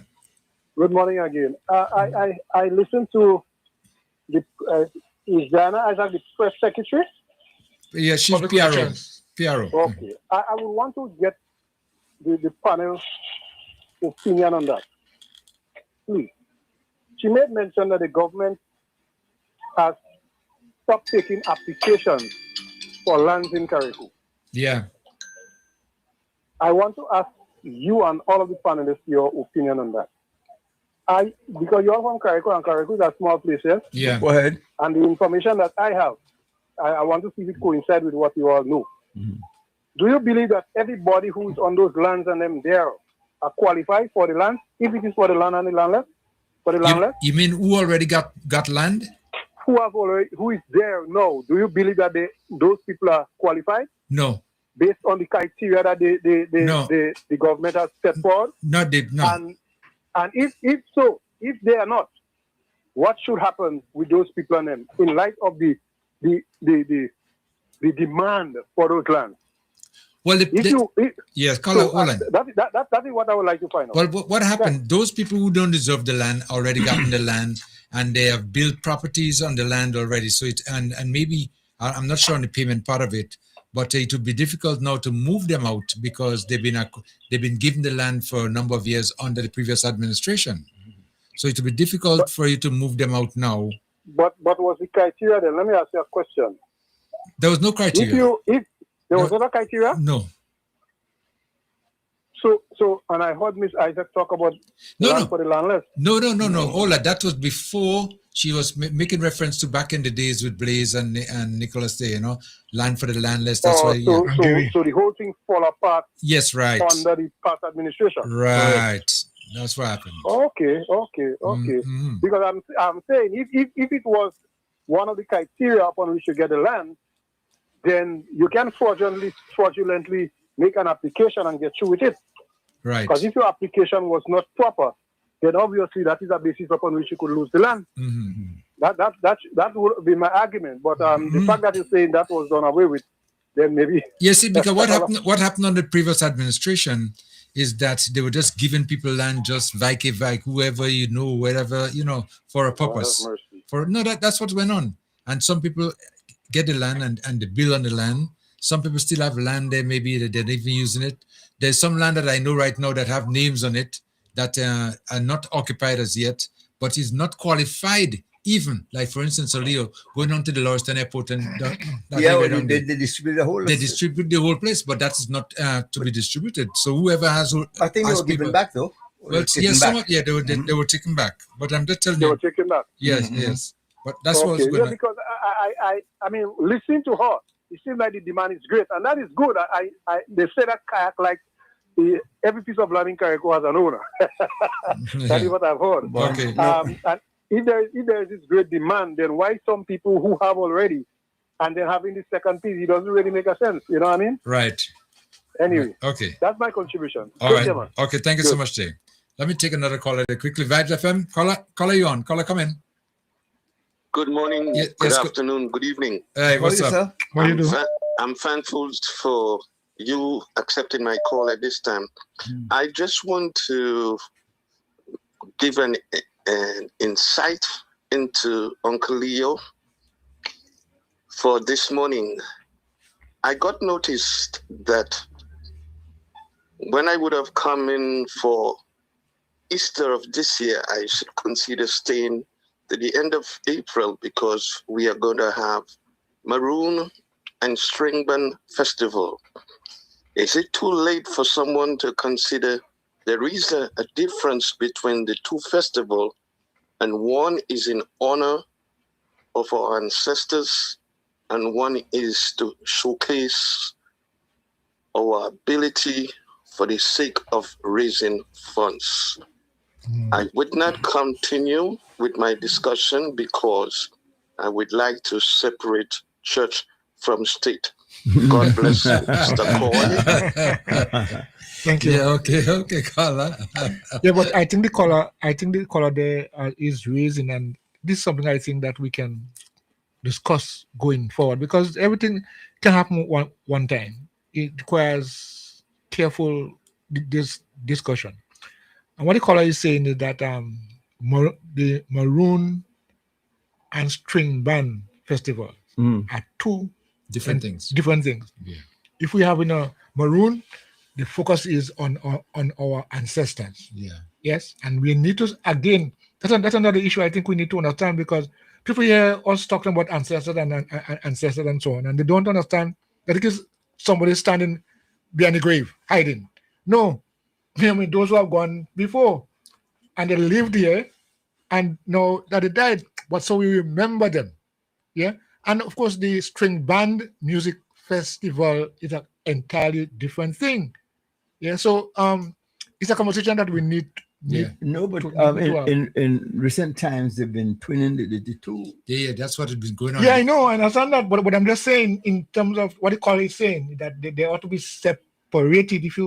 If you feature and honoring your ancestors, you do that through the Maroon, but you cannot do it, or it not be able to be done during the music festival, the string band. I mean, so but I'm just saying that's what I'm understanding. That's what I'm understanding as well. The caller is I'm still at a loss, because the whole thing is that we from time immemorial we had Maroon. Yes, Maroon was all about fire. Yes. Actually, I think it was around 2008 or 4 that when we had Lashing Dog. Lashing Dogs was in 04. 04. Oh, good enough.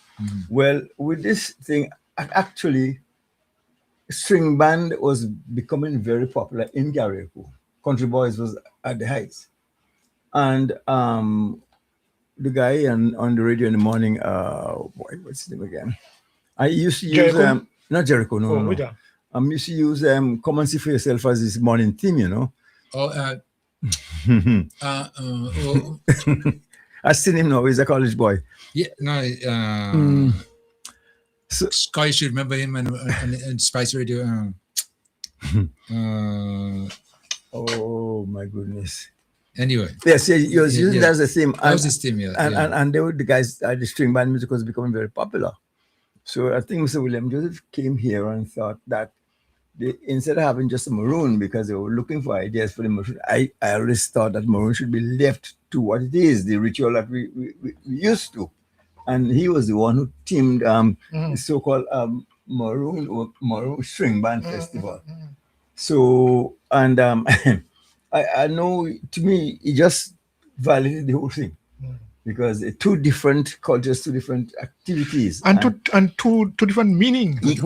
Precisely. Two different meanings. Lou Smith, yes. Lou Smith, yes. Lou Smith was the one, yes. And I think it's something serious that if we're passing on the culture and the heritage and getting our generations to come to understand why we do those things. Because people just do things without even understanding its origin and why. Why? We need to have that conversation. Maroon is Maroon. Maroon Festival. And it can be expanded in so many ways. Yeah? But we need to have that conversation. Take out the festival in Maroon for me, please. All right, okay. Vibes FM, next caller. Caller, come in. Okay. Caller, you next. Caller, thank you for waiting. Caller? Good morning. Yes, good morning, yes. Yes, good morning, Mr. Kim. Good morning. Uncle Leo. Morning, my love. Morning, good morning. Good morning. Good morning. And Mr. Coy. Hey, Good morning. Good morning, I love. Listen. Go ahead. Listen. We're going back to Dr. Keith Claudius Mitchell. Right? Yes. What we don't understand is what they do with you, they're going to do to you. I hope you get my drift. Go ahead. I'm listening. Something good. He did what he did to Peter. He's now doing to Emily. Yeah. And the thing about it is the man has a triple PhD in ruining people's political careers. Yeah. Yeah. Well said. Yep. Peter, how you call my friend in Carrefour there? The one that died? Mr. Nimrod. Right. Right. Nazim. Nazimberg. Yeah. Yeah. Ali Dowden.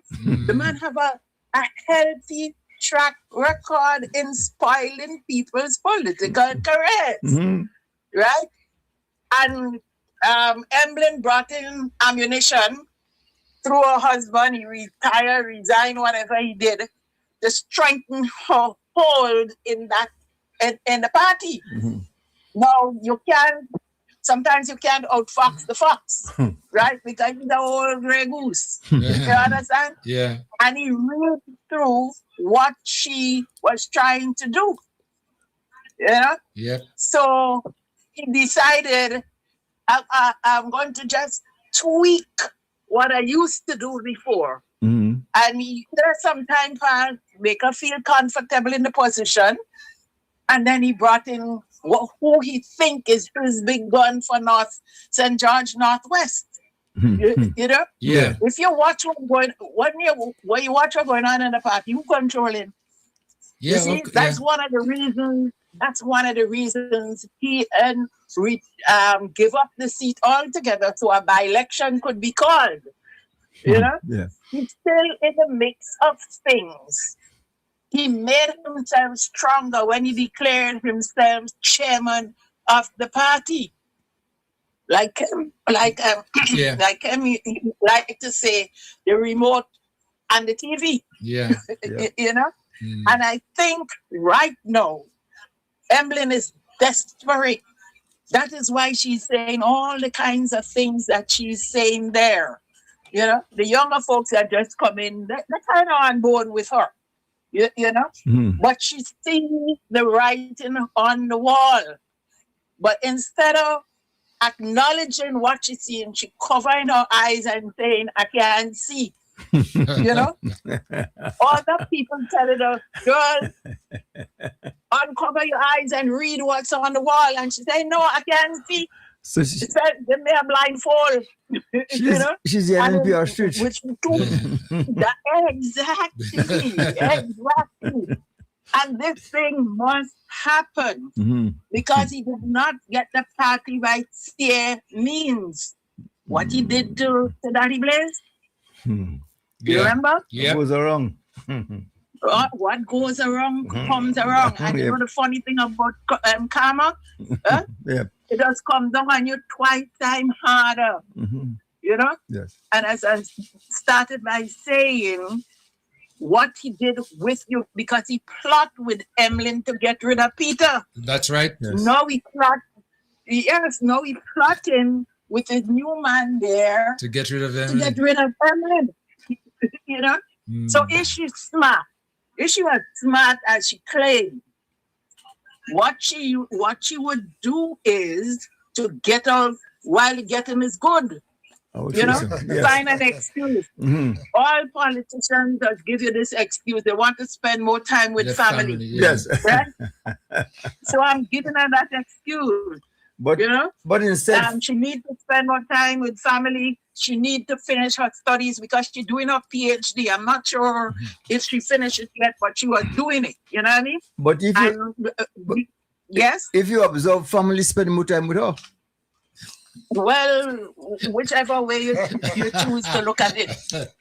I mean, I thought I wanted to give her some more credit in terms of intelligence, you know, but she has to take the blindfold off her eyes and read the writing on the wall. Yes. What he did with her to get rid of Peter, he is now doing to her with Adrian to get rid of her. You know? But the writing is on the wall. I don't know who Peter is praying to, but his karma came quick. Yes, Peter's karma came quick. Yes. Yeah, it came like a ton of bricks from nowhere. Quick, yes, because right now Peter have them where he want them, you know. Yeah, Peter have them where he want them. So Peter karma came very quick. Well, he said his ambition is before the culmination of his political career is to get rid of Emlyn. You know? Oh, yes. So who could draw the sword first, you know, man? Yeah. So, that's the last act, yes. Right. It's who could draw the sword. You fast and somebody else might be faster. You know? So, I mean, give Peter a chance. He too realized that his political career is dead. But, you know, you're embarrassed after all these years of touting this and you're touting that. And all he is doing is really regurgitating what is happening in the country now. Yeah. You know? Yeah. He waits and listens to what the government has to say. Excuse me. And then just repeat it, wrap it up in a few nice words and repeat it. You know? Yeah. So, as you say, last year, the steel cage match, well, I don't know what this one is going to be. You know? No. Now, this one is steel cage number 2. Steel cage number 2, man. Number 2. 2.2. That's not also steel cage. That's just Kikam Jenny. It's a volcano. Oh, Kikam Jenny. Yeah. We're waiting, we're watching, and we're ready. And what they're trying to do, the NNP trying to do, is to fool Grenadians into believing elections will be called anytime soon. Yeah. You know? Yeah. That is why they're running around the country, having meeting here, meeting there. And now people are beginning to laugh at them. because they realize the extent to which they're going with their lives, that these people cannot be trusted. They have no solutions, just criticism. Emlyn talking about cost of living, the $10,000 she getting. I wonder how she's spending it to help people she played to saying that can't put food on the table, can't send their children to school. Yeah? I don't know if they have listened to regional and world news. We just hear Trump put a 10% or a 15% tariff. Who paying it? You know? It's the ordinary man like you and I. She don't realize she's helping to put money in Trump's pocket with that tariff. Yeah. She should know something in truth and in fact, I have a little bit of empathy for her. I don't know if it's empathy or sympathy, but I have a little thing for her.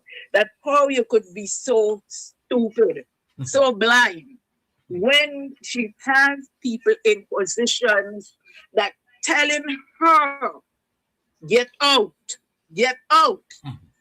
But I guess she dives in with her head first, you know? Yeah. So it's taking her a while to kind of, and the thing is, she's trying to breathe underwater, not realizing the drown. Yes.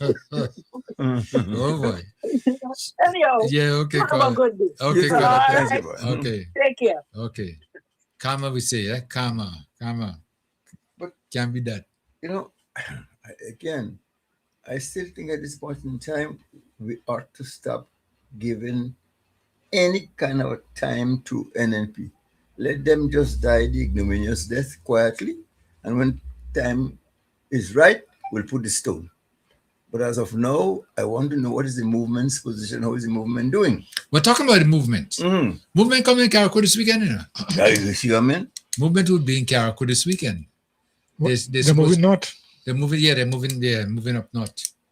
And they're scheduling to meet, maybe have a meeting or with the people, and I was talking to them too, to possible invite them to Vibes FM so we could have a little chat, Yes. But because of the schedule that they have, we couldn't find a time that we could agree on as yet, But well, the NCS are welcome to Carriacou. Because the first item on the program should be Vibes. but yes, if they Carriacou conscious, they want to do that, but Vibes aren't ready for them yet. Well, it's time. No, I time, think Vibes aren't ready. The timing. Yeah. We have to have a proper timing where we could, both parties could make time and be comfortable. Yeah. But I think we can agree on that right now. No, we didn't come to that conclusion yet. Hopefully, we might be able to.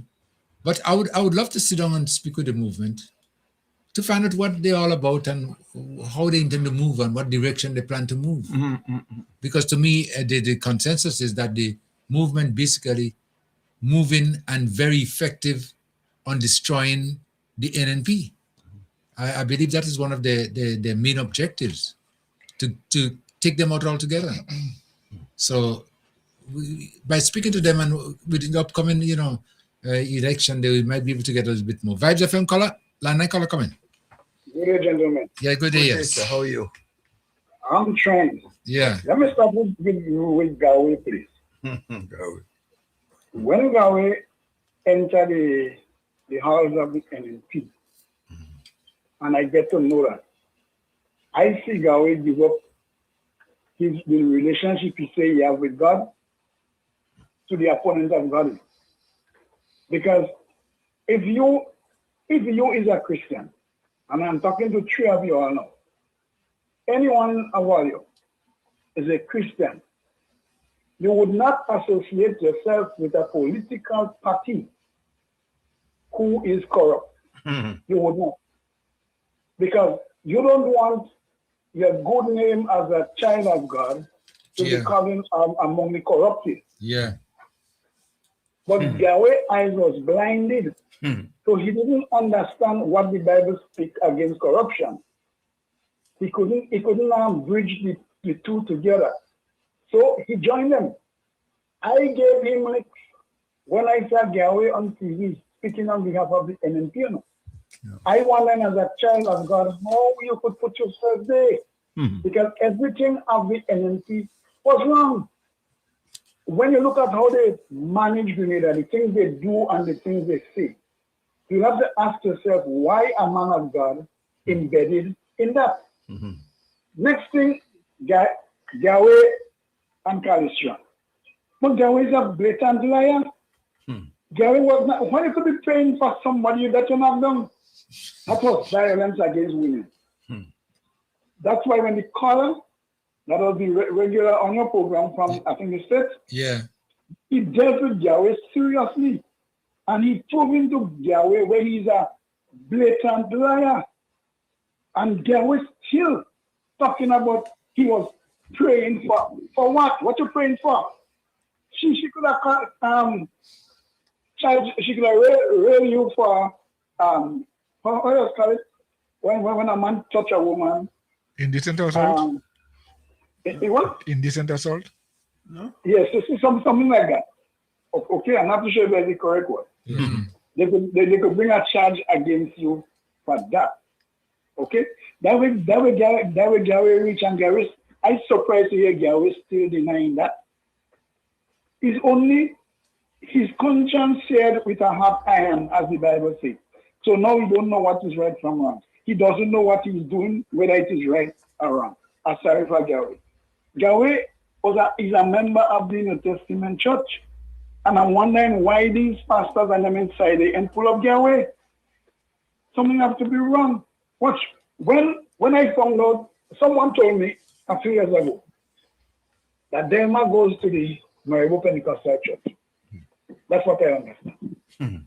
I said on GBN to the point, she should not be with the NNP if she says she's a Christian. Well, years after, she pulled out. Okay? Now, let me move on from that. Emlyn, when his father told me we're related, I don't know, but that's what he said. He dead and gone. Now, a snake swallow its prey from the head. It will bite the prey any part of the body, okay, to subdue it.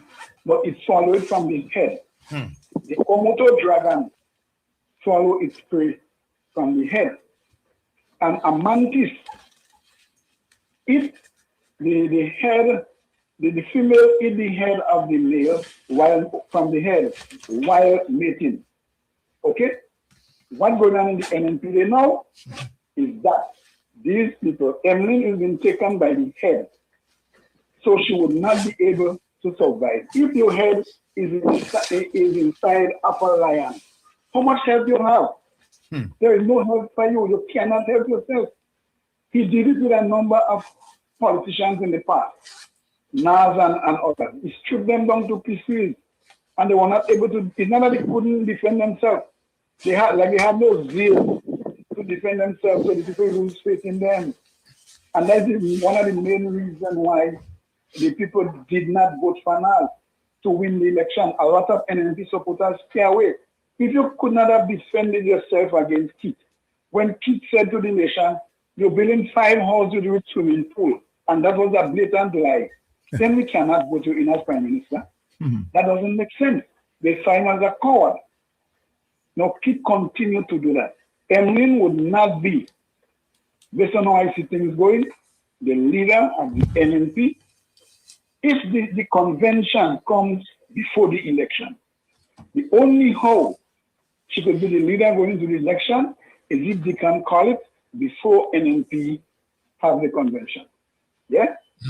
Now, she said when she was given that post in the party, she says, women power, women power, women power. The first woman to be Prime Minister of Grenada. How that going to happen? Keith used Emlyn to ensure Peter have no place in the party as leader. Right. A lot of people don't realize that. Now, Keith know if Peter became the leader, and he was very popular for that, if he became the leader, Keith knows he cannot control Peter. In a way. He knows that. But The soft-headed one now is what he go to. And here she speaks. Hear what she said about her. He didn't call her by name, but it shows where the problem is. Not the NDC, you know, but it's the leadership of the NNP. I don't know if you ever have that clip with you. Yeah. Good. So it makes it known. When I listen back then, I stay silent. And there and she listened that. So she don't realize Kit and want her. Keep looking to bring this guy who are working in the parliament, the parliamentary office, right? Adrian what? Joseph. Joseph, yeah. Imagine not too long after this guy, he put him in his place in St. George in Northwest. I listened to the news. They had a meeting in not Flamboyant, no? Electoral Hotel with enough money usually. Anyway, they had a meeting there. He was the one conducting the meeting with contractors. Yeah, contractors, meeting with contractors. And I was like, wait now, did the party give him the rights to do that? Or did the political leader of the NNP give him the rights? And I couldn't understand that. The man already started to push his way up the ladder. And then done politically. If she wants to stay there till the convention and face the embarrassment, let she go ahead. She should drop out. And she cannot win St. George and St. Andrews Southeast. She can't do it. The biggest polling division in that constituency is up by SAS School. Okay, I can telescope. I know when Patrick Simmons ran for that constituency, he said if you cannot win telescope, you cannot win St. Andrews Southeast. He lost to MNP. He lost to MNP in that constituency. He had the constituency for 1 term. He couldn't win telescope. MNP won it, and that was the end of him. So that is the largest constituency where she never do nothing. And Andrews had done very, very well in that constituency, the entire constituency. Look, she came from, I think she won against Patrick Simmons by what? I think it was 600 and something votes more than Patrick Simmons should get, or what? Against then David Andrews in the last election, she won by 200 and something, so she dropped in. And he comes from behind as the caretaker for the NDC and do all this work in that constituency. You think Emily have a chance with? He doesn't have it, and I believe Kit know that too.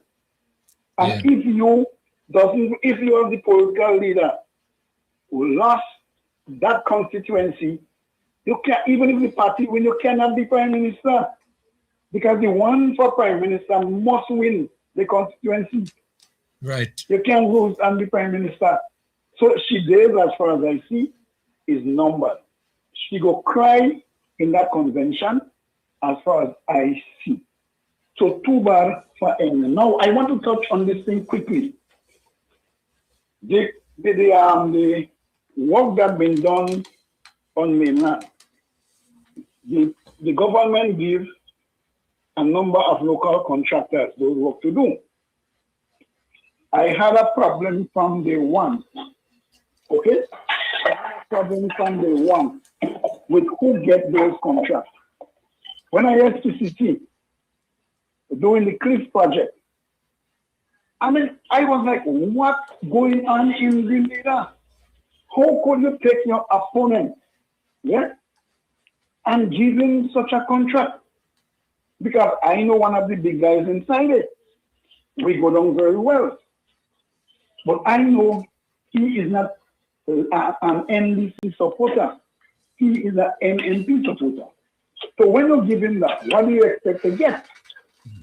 I keep listening. Next thing I hear, the Prime Minister come out and speak concerning that third project. He didn't use the actual word, but he make us know in what he's saying that that project has been compromised. Because the date that project had to complete, it was far from completing. They undermined that project. Because why? The wrong set of people had it. I was told this morning, yeah, from an individual from the said area. He asked me, who you think doing the project on the West Coast with the same Nawasa, the same people who messed up on the Cliff project. I sent a message to my partner after the program this morning to know if that is true. Well, he didn't get back to me yet. But I'm only speaking on what the residents say. Okay. The same people, they give the contract to do. Same result. Yeah. And then you're hearing from W, where he had asked the contractor to assist the people in Concordat Grand, right? Somewhere around there. With the hampers, yeah. With the hampers, 400 hampers. Why do you think he could do that job? W didn't give the guy a job. Okay? He ain't giving money to do that. So he's going to take his money to give the people. Come on, man, pick sense from nonsense. So when we say that the Prime Minister does not listen to us meaning the ordinary Grenadians, your supporters, those who will fight for you in the rain, the sun, the night, and the day to help you to get there. You need to listen because these people are on the ground. You cannot be giving your opponent those, give your people to me, unless they give them work under them. But don't put them at the top. Okay. The same project from, if they want up in St. Andrews to go back to St. Patrick. I got a report this morning that they cover back the hole and they patch the trench, but all the mixture for the top surface start to break up because they didn't do a good job. They didn't ram the dot to cover back the pipe, and then they didn't coming up to the surface where they had to put on the mixture. They didn't ram that, but they just put the mixture over it. Because partners and the guy told me the same thing breaking up. Now, what should be done? If I'm in charge and have to give these people contract, I'm making it legit, where you sign in a document and I sign in that if you mess up, I can take you to court. I can sue you in a court of law. I, as the government, will make sure I do what I have to do. I will hold my end. But if you want to play political with state projects, you got to go before the court, make them sign it. If that was done with the Cliff project, it had been completed on time. The grand dance to the tunnel until now, that road ain't finished cutting. That project is supposed to finish this month. Until now, Lagoon Road to the tunnel ain't cut yet. And not all of the road that they dig up along that side paved back. Now, why? Why? So why, number of times on your program, I speak about that. I against the government for giving those work to your opponent members. They don't like you. They speak the same language. So when you give them, they go do things to embarrass you. People, drivers of vehicles, whether bus, truck, car, everybody started to lambaste the government with what has been done on the Grand Dance Road, the most busiest road in Grenada. And what caused it? The condition of the road. What that's supposed to be done in the night, which they told us in the press conference, what has been going on. And come on, I mean, if you are coming Grenada to see the type of things from Grand Dance to Lagoon Road, you will ask yourself, what really happened there? Because it's the wrong set of people you give the contract. Don't give them. How much NDC supporters did the NMP give contract? Even in the simple devotion, contractors of NMP supporters under NDC, NMP getting contract. Okay? They are the ones in charge. Grenada would not end this political thing. Because why? The politics already grabbed them into it. So you're no longer working for state, you're working for party. And if your party is not in power, we will try to finish them. How could you tell me? Now, I don't know how much teachers we have in Grenada, right? That government is responsible for. But let me just draw a reference. If you have 2,000 teachers to pay every month, the people who making up the payroll put all the names of these teachers, okay, when they're making up the patient. When all the monies are there to pay the teachers, but yet at the end of the day, 32 teachers, they did not get paid. And that went on for 3 months. It's until the union leader was informed about it and come out in the public with it. That is when these teachers get their pay. What's really going on? If the money is there, and government, even if they have a short of funds, they could get loans from the bank to make up for it. But they didn't have to do that. Last year, it happened for the second time, where a number of teachers didn't get paid again. And the union leader was furious. But if you listen carefully, he wasn't really being accusing the government for that. But he was showing the negligence on behalf of the government. Until now, no inquiry, as far as we know, been set up. You cannot allow public servants to do those things. Get Public Service Commission together with that trade union and investigate the matter. I saw a clip about 2 or 3 weeks ago. I didn't see any dates concerning that one. But the people who work, I think they're based in Queen's Park, they deal with the mosquitoes, right? I saw them sit down in front of the building, and Andre, they with them. They don't tools because since December they didn't get paid. They say some get and some ain't get. And among those who get, they get less than what they're supposed to get. Yeah? How possible that could be? Why you have these people in charge still? I was one of them who said on your station, Speak Out Unfiltered, okay, that what the Prime Minister has to do is to shift this management of ministries that was planted by the NNP. They only plan them to do their work. They're not in office, so they're working for them. That is why I heard some of the supporters saying on mainland, NDC win the election, but NNP is in charge. Come on. So why you can't see that? You don't fire them. You move them from one government department to another. These areas are too sensitive. They will put you down as a result of that. Still must suffer from me. No, you come now and you're suffering because you had hard, you don't listen. Put them elsewhere to work. When I see Deputy Commissioner of Police, even James Clarkson, sent to manage the bus terminal because Kip, in his opinion, doesn't have support from James Clarkson and he don't want him close to him. He sent him, and not he alone. He had 2 superintendents also came over to manage the bus terminal. One that used to be in the prison, okay? Keep taking him and send him to manage the bus terminal and move him to the cruise ship terminal. So he didn't fire them because he fired Thompson and Jemadine and them, and he had to pay millions of dollars. But you have the right to put them in other places in government to work. And nobody could have sued for that. So why you cannot move? Why you could charge these people and then you come and meet them there? You meet them there.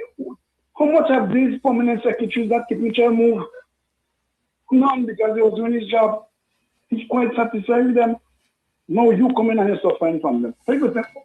I get so vexed with this thing. Okay. Because I have to go back in the sun and the rain, in the night and the day, from house to house. I have to go back there. I mean, they started already, but you're to all for me. Yeah, caller, do me a favor, please. Try to wrap it up because I have a few callers waiting. Eh? Mm-hmm. Yes, go ahead. Finish up. I don't mind, but it is time that this NDC government have a change. We can't continue as we used to. Nicholas Rafi, Tillman Kamas, Judge Brisbane, and they can do the same thing. Just to keep your opponent away from you because they go bring you down. And all of them, hear them on the campaign. Who they give you next? Oh, you have to campaign your staff. And come on, man, I get vexed enough. But before I get vexed and get close, let me only get this. Thank you. Okay, caller, thank you, so. Basketman, hello. Hello. Hello. Yes. Yeah, Basketman, you next. Kim. Yes, go ahead. Cambridge technically time, man. Yeah. There are many aspects questions that are holding on to. Did Peter David win in 2013? He didn't compete in 2013. He didn't run. Huh? He didn't run in 2013. Who did he ask? Peter David. I say he didn't run in 2013. After he left MVP, I was nothing greater.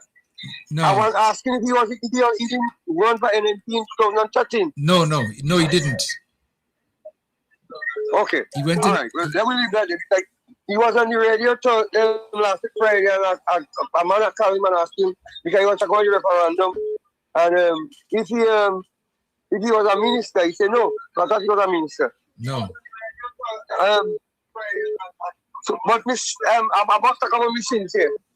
Machines here, too much people live in machines here out because in St. Andrew 30. People saying that if she runs by election, they would not be voting. So I would like the people to know that. And the government should look into it because if she possibility exists that she may not be us. And Peter David was talking about the hospital. The new hospital is being built. And if the new hospital is being built, while the new hospital is being built, plenty people will die. But Peter David don't live in the world. People, the great America, they have almost billion hospitals, best medicine, and people dying all the time. So I don't know what kind of what they thinking, because people will die anyway. Yeah. You understand? Yeah. So I don't know what Peter David is hinting about the new. You know, a lot of them against the new hospital building.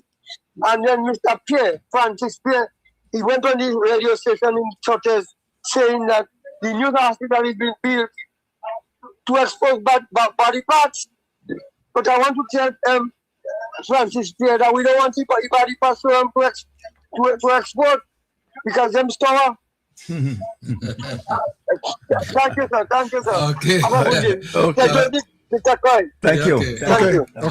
Okay. Wow. You're going to hear a lot of this coming up, and like I said, it's early, yeah. Stupid season start long time. 443-0101, 443-0101, 403-0101, and 458-1914, 458-1914. Next caller coming. Yes, Kim. Yeah. I will be very short. Mm-hmm. I just saying I feel proud about myself when I talk about them whole time scheme. A lady was 86 years. She was a permanent secretary. Not the first name that I called. She called me because she knows me very good. And she tell me it's somebody in New York she called who have a contact here that know me close to me. And they give her my number and she called me and she tell me she does listen to your program every Thursday. She say, young man, everything you say they concerning them whole time scheme, you are absolutely correct. So I feel proud about myself. Another thing I want to tell you about, Kim, I hear talk about movements, but when I called the first time, I was kind of upset with this whole time scheme talk. I knew the movements had come into Carriacou this weekend and then the weekend. Mm-hmm. I knew that because I heard that already. But and my first thing is saying I want every whole link up with Vibes. You understand? And Vibes will make a special thing. But I didn't get more details because the person told me he's one of them. But he was kind of a busy, so he didn't give me no details, but I just think. Another thing I want to say very quickly, this station here, besides three of y'all respectable men, is a respectable station. Don't slip and slide, or don't make some of them men slip and slide and try to bring your station with any of them nasty words that be using. Because I just say my kayak friend here, I won't call she who always say she living right by my window there. Mm. She tell me she had to slap she daughter and she faced the other day. Telling the another sister, you better be careful and stop going on with your shithole. Wow. Excuse my language. She asked her what she mean by that. She said, where you hear that from? She watches. You know, she tell the mother straight she hear it from GBN.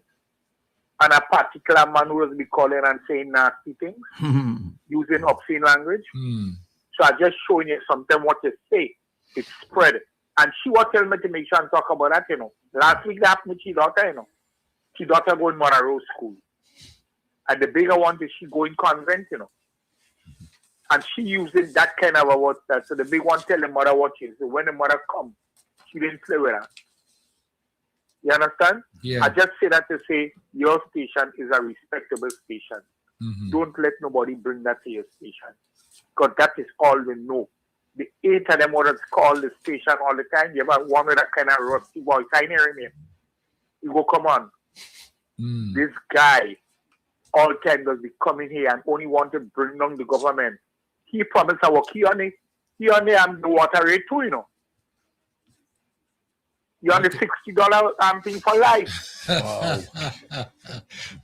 You're on the light water. So these days, when you hear certain men talking and playing the want to be smart and playing the fighting on Deacon Mitchell and thing, and I don't know what to say about it. Look on, they joined the pay group, $60. I think that's something as what's this thing? 800 and something members. Oh yeah. Yeah, that I think it's 810 or 815 members. Because they have a group on the $40. Remember we talk about the 40 for water? Yeah. And in light. So everybody signing up. It don't mean that everybody who sign up will support them, But some of them taking it off. Okay. You understand? Some of them taking it off and deacon off. But he's a good deacon. He's studying them, So he laugh. So he and Ron and them laughing at them, Okay. And Andy and them, they're laughing at them, Good morning, Tessa Sensei. Good morning, Gloria Thomas. Good morning, Delmas Thomas and Claudia Joseph. And all the members, all the men on the NDC. Right? I want to say a pleasant good morning to you all. Wherever you day, morning, evening, wherever part of the world you day. Okay. So I want to make sure and say good morning to the people of Keriku and Pitimati. You are my people. We love you. Okay. All the Dorshis in the island and Killaby. Don't forget a special good morning to you too. And stuff. That's my final call for the day. Okay, caller. Thank you so much. All right. Let me go next to the landline. Landline caller come in. Yeah, good afternoon. How are everybody doing? Yeah, we okay. Yeah, well, it's a long time that I call. No, I am St. Andrews notice. Okay, well, no, notice we have a real big problem. Because like everybody like they just want to step aside, like nothing ain't gonna at all. And I bet them was the Prime Minister or the caretaker or whatever. Because who the small man, which is the local man, who is on the ground, that they are trying to build themselves and to help all the NMP friends on them. And they not look out for the food shoulders on them, especially for our man as me. Because people is complaining and people is speaking. No, the NMP and them he more than the NDC and them. Now, it's who was living in a plywood house. The man have a shelter. They make him move it down. And who in charge of the housing material, whatever, they give this man toilet and bathroom. And people who is rally behind the NDC. Now, I mean, they're not getting nothing at all. They let the caretaker bring her go where they want. You check, and I always keep on talking about that. You have no rules and regulation in notice. I'm the person that always call and say that we have to try and work hard to bring the victory in notice. But it seems to me that we would not be getting the victory in notice because everybody want to do their own thing. He want to do their own thing. She want to do their own thing. Everybody want to do their own thing. Now, just like if they have their own party for themselves. Who in the housing, yes, some of them house, they don't complete the people in them house. You have our man from St. John, which is St. Andrews, they don't complete the house. You have the next one again in Carrier, they don't complete his house. So I want to know what really going on with these people and them. It's time for we to pull up ourselves because things is coming up very soon, chap, and enough to put boots on the ground because I ain't seen boots on the ground, shoes on the ground, whatever on the ground. You know what I mean? And a man like me again, 2022 election. And Mr. was passing in my yard. No, I didn't call him and ask him nothing. He called me from my yard. I go out in the road. Listen good. His wife or his girlfriend say, I know you love your garden and you like your garden. I say yes. So I say, why you ask me that? They say you have something coming up and that they will get in touch with me. All know because my name or whatever was for the maintenance work on the road after the Prime Minister put all his people name in position. And the man wants sign on the airport or whatever for the maintenance. All know, he never give me. When somebody leave out from the work, he's gonna get people and put them on the work. Check and a ride day. And a good food solar as me. They are leaving me out. They are leaving me out. Okay. And I'll know again. And never get nothing from them at all. Because they are doing too much incent and those notice. They are doing too much. They have to look out for the food solars and them. And some of them again, that they billing themselves and them and their friends. You check? Okay. They billing themselves and their friends. You know? Okay. This have to stop. All right. This has to stop. Mm-hmm. They have to look for the food soldiers and look out for somebody as me too. Now, each time some of them go say this and that, but not this and that. Because I'm the person who was calling radio and defend my party. Because when I was in the hospital last year, people used to talk the hospital so bad and say there is no medication, there is no this. When I go up in the hospital, I spent 3 or 4 days in the hospital. And I didn't even heal my sickness good again. I call the same program and I talk very good about the hospital. Now, I mean, people is getting the medication, the X-ray, everything is up. You know what I mean? Okay. So why they look out for the food soldiers? Eh? Okay. Notice don't have no rules and regulation because all the NPN everything and the base was them what was in power. I mean, how much NDC used to eat a food from them? Mm-hmm. Eh? Send and those notice, you have to what? Check all yourself. Look out for all the people.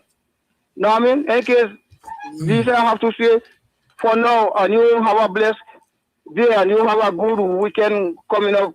Okay. Thank you very much. Okay, thank you so much. Okay. Let's kick Lewis's. Yeah.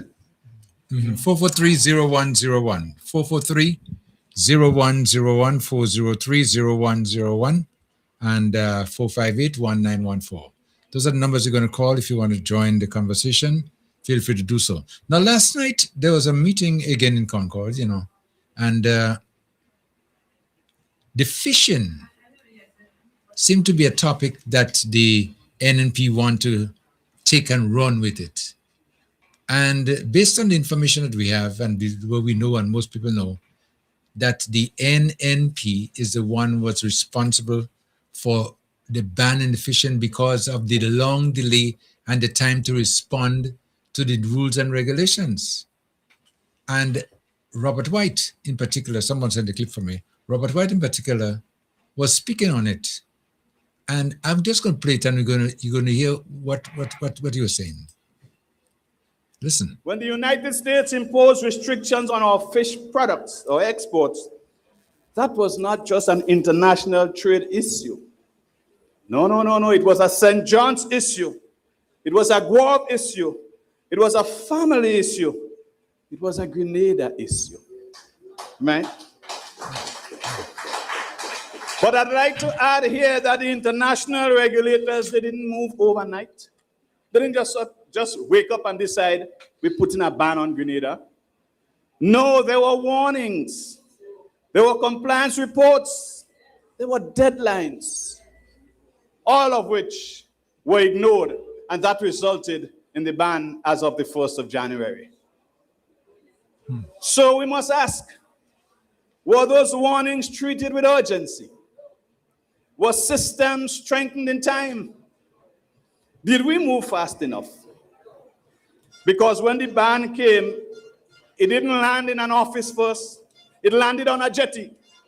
It landed in the fish market. It landed in the homes of the fishermen. And let me say this clearly. The fishermen of St. John's did not fail. They rose before dawn. They checked their engines. They prepared their nets. They risked their lives at the sea. They did their part. And if the people demonstrated a willingness to do their part, then the government must do its part.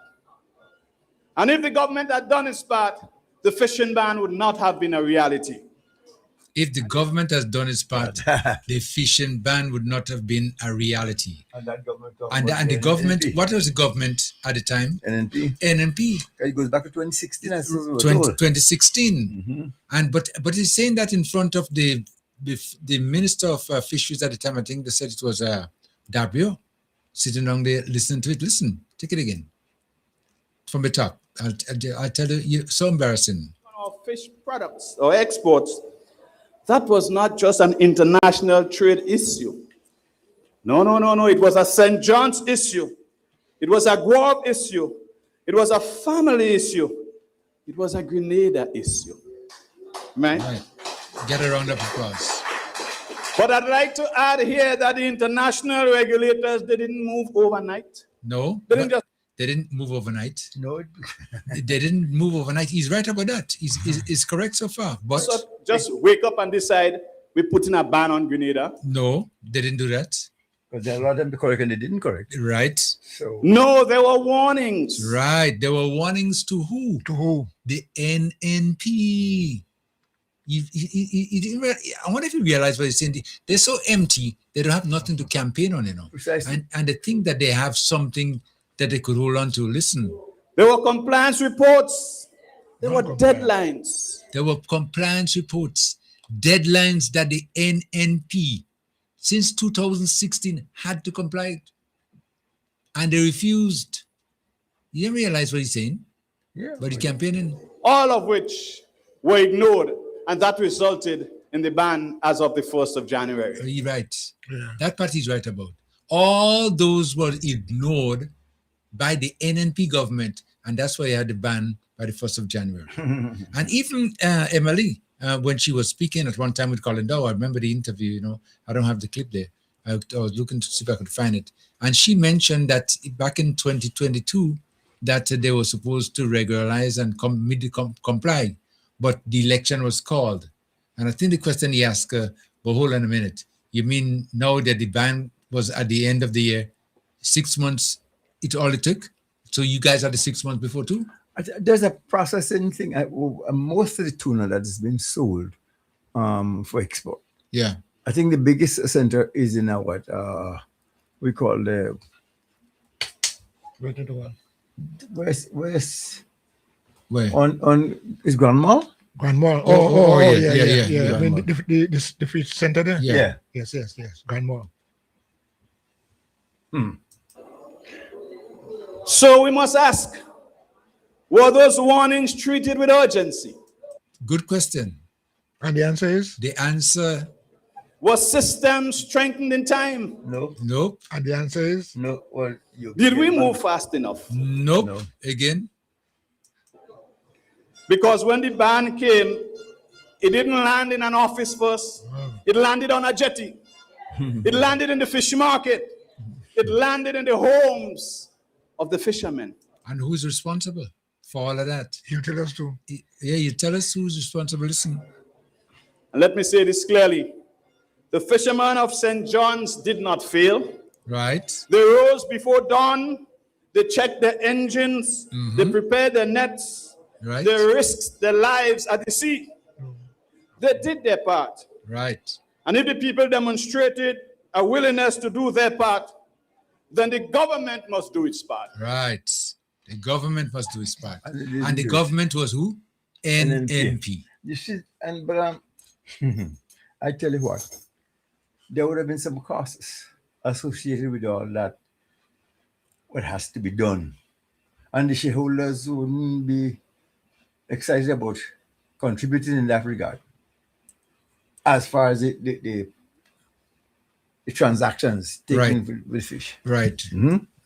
Everybody want to put everything in their pocket, right? Yeah, it was a matter of that. Yeah, so nobody wanted to put anything out there. Yeah. To make sure that they could meet all the rules, whatever they had to comply with, and that is why we had a problem. The NNP failed. But of course, and they always figure as they always do, just ignore them and they're gonna go away. Right, but it didn't go away. No, it didn't go away, and now they're trying to take that to make it an issue, and it's not an issue against the NDC. NDC is the one that come in now, realize, and the problem developed there, and they're working on it, trying to make the best to see if they could bring it back, But all right, but well, yeah, I think this is going to happen eventually because once you pay attention to it and what they're asking for you put them in place, it's going to pan out. Yeah. Now, just to tweak this thing a little bit. Yeah. We have that issue about the Cuban embargo on CARICOM. How I think my man has it right, I was listening to Gonzalez. Yeah. And Gonzalez is saying that, well, the Supreme Court knocked down the old tariff bit, the widespread tariff for the world, so that they say it's unconstitutional. And that should be left to the Congress and not the president. So they're saying, if in fact, and they're using it, not only the tariffs, but the thing against Cuba. And for countries like Grenada, probably St. Vincent, St. Lucia, all those countries that benefit with Cuban medics, we're under threat, because Marco Rubio is saying people who accept Cuban medical personnel will be subjected to the wrath of the United States. Right. So I don't know, in this instance, I am thinking that CARICOM or the whole them should stand firm and say we can leave Cuba in the lot because Cuba was always there for us. What do you think? Yeah, well, we can't also, similarly, we should not have left Haiti. Haiti is one of us, region.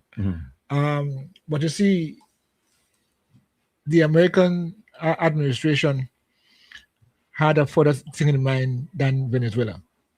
Because if you see what's playing out now, they are using the denial or the non-availability of oil to Cuba as a means, as a battering means.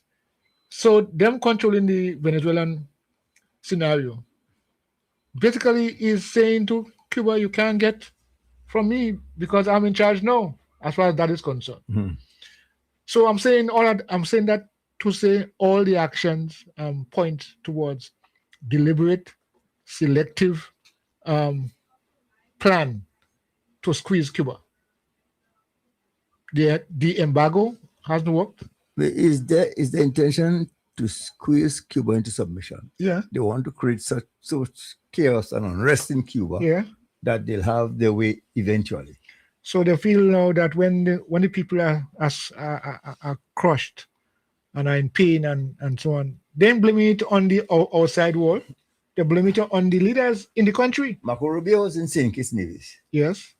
And I'm still waiting to hear what is going to be CARICOM's stance. I think if we splinter this, I think it should be everybody supporting, especially those who have been benefit from the services of Cuba. Well, as you just mentioned there, but before I do it, let me take a call there. I'll get Vibes FM. Okay, the caller will get back there. You mentioned Gonzalez speaking on the issue, right?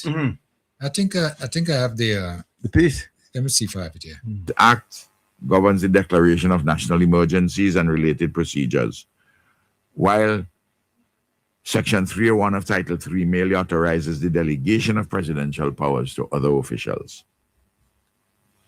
On February the 20th this year, the United States Supreme Court delivered the judgment in Learning Resources, Inc. and others versus Trump on the scope of the president's authority under the International Emergency Economic Powers Act. Okay, listen. Central law. Which is, I have to just cut that there. I'll tell you why I'll do that, because of the fact that it's a 30 minutes clip. I'm not too sure where exactly the point where he mentioned where CARICOM should act.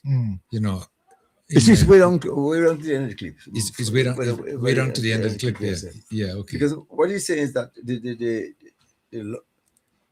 act that they're taken against Cuba is by the same United States standard unconstitutional. So if you're going to break the law to punish Cuba, we can join you in breaking the law, or you say about Constitution of the United States of America. So I don't know.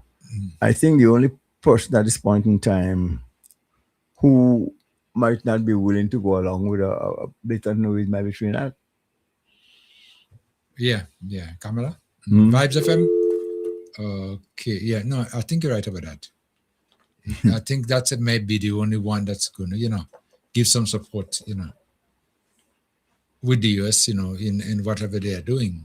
Because the situation in Cuba, I mean, really, what they are doing there now is not justified in any way. Vibes FM, caller, come in. Caller. Am I now? Am I on? Yes, you're on, yes. Thanks very much. I've been waiting a long time. Yeah, go ahead, yeah. Right. I'm glad you touched on the situation with Cuba. Of course. Hello? Yes, go ahead, Hello? caller. Forget your radio. Don't listen to your radio. Yes. You listen to me. Yes. Right. Yes. Now, Rubio is a Cuban, isn't he? Cuban descent. He left Cuba when he was very young, or his parents, because of the situation in Cuba, he had to run away from there. That's correct. Right? Yeah. Then, yes, because you see, Trump and Rubio, whatever his name is, are into regime change into the Caribbean. And I don't know if our Caribbean leaders are strong enough to tell Rubio that Cuba is in nobody's backyard. And they must leave leaders alone to decide on their own system of government and don't push the law. Donald Trump has the lowest rating in any president of the United States. And right now, they're ganging up to get rid of him. Otherwise, he will plunge the world into chaos. You see what is happening in Iran now. And everybody holding their breath. Because Donald Trump is an ignoramus, as if he doesn't know what he's doing. Right? And his, Republican friends are supporting him because they are afraid of what will happen in the midterm election come November. Right? But, going back to, let me change the subject a bit. Emlyn Fair, a lot of people criticize her this morning, but let me say this. The same thing that Robert White just said. Emlyn Fair was blaming the situation on the Deacon Mitchell government. Yeah. Not realizing it was her government in power when this fishing thing came about. You see? So all these NNP people are dotish, stupid, ignorant people. They do not know what they're saying or what they're doing. All the thing is to criticize Deacon Mitchell. And it's a good thing Deacon Mitchell is so sensible, so intelligent, he's not even taking them on. But I know he's planning for them when the flag is dust, when the election comes around. Yeah. I realize Emlyn Fair is no leadership material. She's not prime minister's material. But she wants to show off and want to feel, she's the only woman that will be the first woman. Well, that's because, Caller, that's because Diablo put it into her head that he was going to make her leader. Right. Yeah, that's it, Yes, that is the thing. And he didn't make a leader because he wanted her to be a leader. He to make a leader so he could punish Peter. Yeah, that was it. Right. She was used. You see? But you see, in the state of high politics today, Emlyn Fair cannot make it. He cannot stand up against Deacon Mitchell How would she stand up against the Prime Minister of England, for that matter, the Prime Minister of Canada, these high-powered people? So she can make it, and I'm going to give it 2 reasons, and then I will end why I think she can make it. Mm-hmm. The same fishing thing with America, she didn't give a good account on it. She lied. When Colin Dow asked her again about the situation in Venezuela, again, she couldn't deal with that because that was too high for her. She couldn't. She ran all over the place. Precisely. So that's why I'm saying people have to be very careful who they're going to put as leader of the NNP. Because in the state of high drama politics today, NNP cannot make it. They're still stuck in the 60s, 50s, 70s, and 80s politics.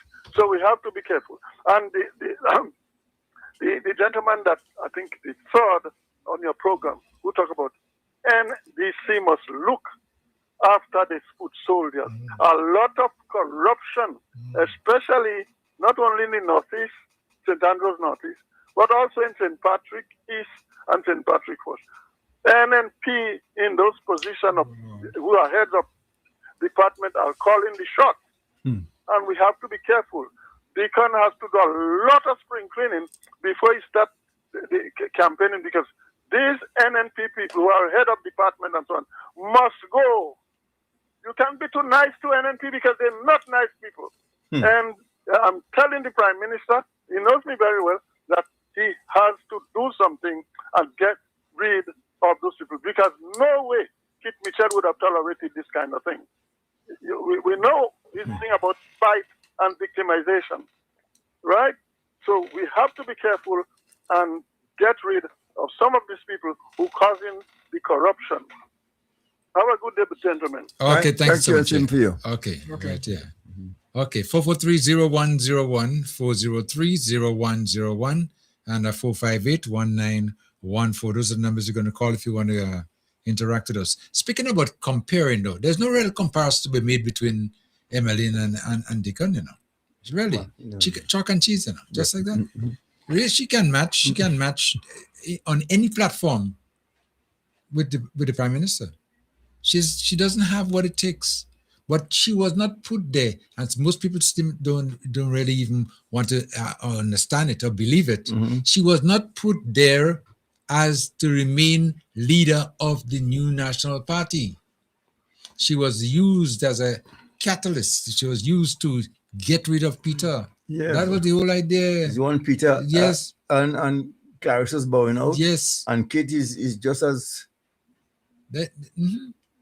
You know, Vibes FM. Very capable. So Vibes FM, Colin. Gentlemen, yeah. Tell me, a listener narrator about 3 weeks ago, speaking on the situation with the United States and the Caribbean. Now, what he actually saying is that the leaders in CARICOM proved themselves to be weak and nobody. He says, I think made a statement on the radio some time ago when Trump wanted to go in Venezuela. I was saying that with the radar for Grenada, America could squeeze us, especially with tourism. But that narrator really, really opened my eyes.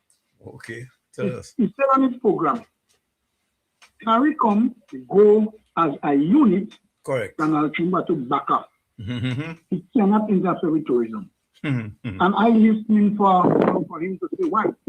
But he prolonged, and then he finally said, look, the ships and them are docking in Florida and Puerto Rico. The owners are Americans. Most of them are American businessmen. And if CARICOM come together and tell Donald Trump they would not be accepting his deportees from other countries, there is nothing Trump will be able to do as to affect tourism negatively to the region. True. The war now will turn from the United States versus CARICOM and end up with Trump in the businessmen of the United States, because it means that their cruise ships will be out of work because they tour the Caribbean every season. When I listen to that, I wonder whether man pick up and get up. This, and I really look at it and say, yes, boy. Why CARICOM didn't wait? Or when Antigua and them agree, why they didn't think about let it be a CARICOM issue? When you go it alone, you cannot win. But when you go as everybody come together, a block, as a unit, you're gonna win, because Trump now cannot put these people out of business. They control the tourism towards the Caribbean. Those big cruise ships and them who own them, American companies. When you ban tourism from CARICOM, where will this boat on them walk? Yeah. Where will they walk? So you see, sometimes it's good to wait. It's good to find out from those people who know better before you make your decision. You had a game to win, but Antigua went, Dominica and what they went and they agree.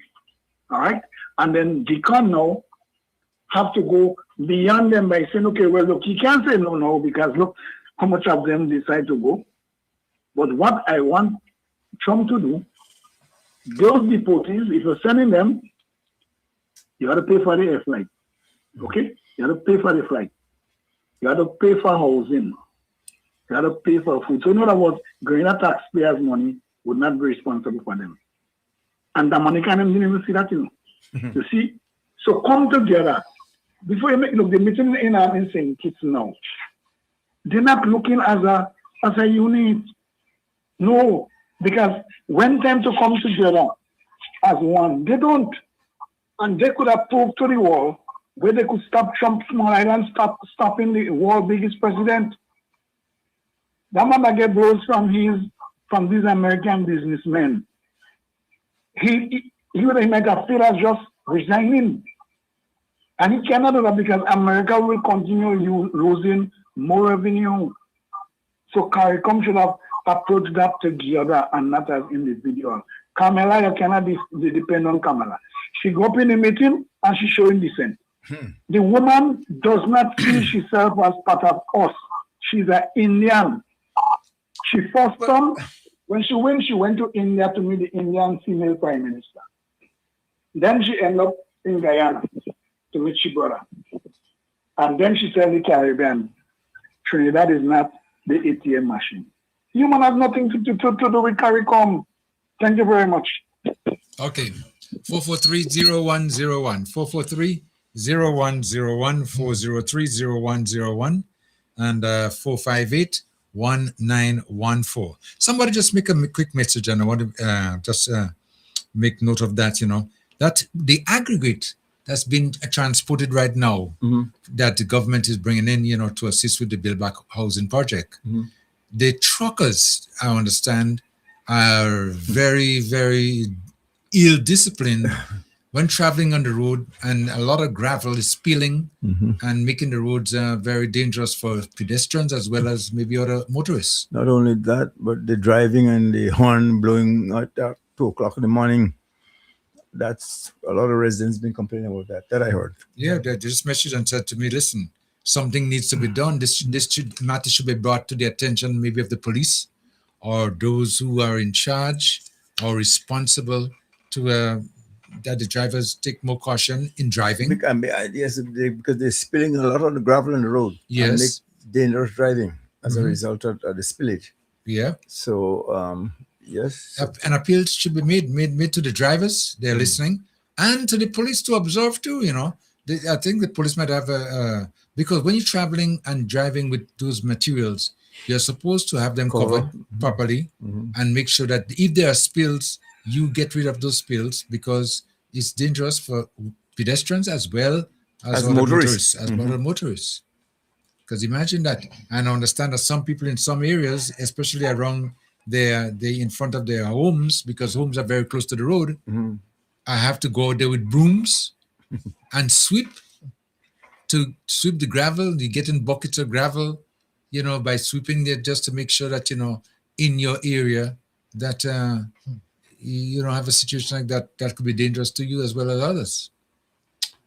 Well, but as far as this aggregate is concerned, there is a lot that we have to do about this aggregate. Whole lot. Whole lot. And I think there's a lot of room for improvement. Definitely. A lot of room for improvement. Yeah. You read that now, but a lot of room for improvement. So we're making that appeal one more time to the drivers out there. Please be a little bit more considerate when you're moving from point A to point B. And you mentioned blowing horn in the middle of the night and 2 o'clock and 3 o'clock in the morning. There should be some rules and regulation put in place to control them. As a matter of fact, certain times to operate because, of the manner in which they are doing it. It's true that you want to offload as quick as possible. But, there's certain disciplines that you have to observe. You call that so Leo, you call that noise pollution. 2 in the morning. Vibes FM, landline caller, come in. Oh, hi, Kenneth again. Yeah. Talking about the gravel. I have a complaint actually, and I don't know who to complain to. The gravel on the road, I'm going up all the bumps. There are holes to the gravel, and a bit of gravel hit my windscreen window and cracked it. And I just want to know who would be responsible for that. It is very dangerous, and not only that, you skid as well on the gravel. Yes. Very true. So really and truly, either the police or the truck drivers have to be more secure with people's gravel. Yeah, well, it's bad. It really is quite bad. After every hump, there's a whole lot of gravel on the road, and you skid. Some of these young drivers, I don't know if they don't realize that they can skid on the gravel when they're driving so fast. But I want to know who would be responsible for my window. Well, I don't know either because that seems like a situation there where nobody would take ownership. Yeah. Well, I guess that. Yeah, I guess that. But really and truly, it really is bad. And maybe if I knew the truck, I would have confronted the truck driver. But as a citizen, did you try to make a report to the police and telling them, of your observation and what? Well, I've heard that the people are complaining to the police and nothing has been done. So I just don't want to go and waste my time. I really don't, because I talked to a few people about it, and especially someone that lives close to the road, and I saw them sweeping. They said I went to the police and complained, and it's still happening. So I don't know. I really have no idea. Well, anyway, I hope the policeman is listening. Well, I hope and so maybe too. you'll be able to do something about it. Well, in the past, you used to have to cover all these things and make sure that your truck could take some of them go on the maybe they take more than 1 or 2 yards. Yes. And it overspills. It's agreed. Yeah. It's agreed. Yes. Anyway. Okay. I've made my complaint. Okay, well, thank you so much. Better. Well, I would definitely call the police and find out I'll what's tell you what going has to happen. In this instance, you have to catch the cat before you could bail it. Be there on the spot. Yeah. Be there on the spot to see. If that's what it takes, then you gotta do it. Vibes FM, next caller, come in. Yes, I'm just calling because of the calling back. I wouldn't be long. Yeah. But the people are mentioning about the gravel on the road and the houses are closed. One of the things that we have to take note of back in Grenada is that the roads are relatively close to people's homes. So sometimes that may be a problem to really get it solved. But as for the gravel, sometimes when people speak, they make it look as though sometimes Grenada alone or is the Caribbean alone. Here in Canada, when the gravel trucks and all of these things are on the road, they spill gravel and so on too. I had my windscreen cracked twice. Yeah. By gravel and little pebbles flying off from the trucks. It is something that seemed to be kind of avoidable in some cases, not in all cases. Yeah. But you have to look at the size of the road in Grenada and the speed that they drive on there. Because when I visit Grenada and I'm sitting in a bus or whatever, I have to hold on. Sometimes close my eyes because you're scared. They're fast driving. here in North America too, but we have like 5 and 6 lanes one way. Right. So we have road space. Yes. But the thing about it, I know the lady asked, or somebody else asked about who is responsible for that. When that happens, depending on the damage to the vehicle, we go to the insurance. And the insurance fixes it. Sometimes if it's a windscreen, they may say it doesn't worth it because you have the deductible and your insurance rate would go up at the end of the year. Yeah. So then you try to do that on your own. And if you can get the number of the vehicle, if it's someone driving in front of you and it's spilling, and you could write that down, if that would do something that may help to solve the problem. But not that anyone says it's a government problem, because it's not a government problem. No, it's not.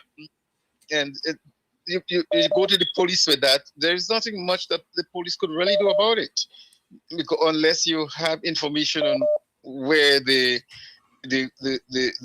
gravel or the pebbles spill off from. But it happens in North America too. No, but in North America, I can tell you one thing: your gravel better be covered, otherwise you get a ticket.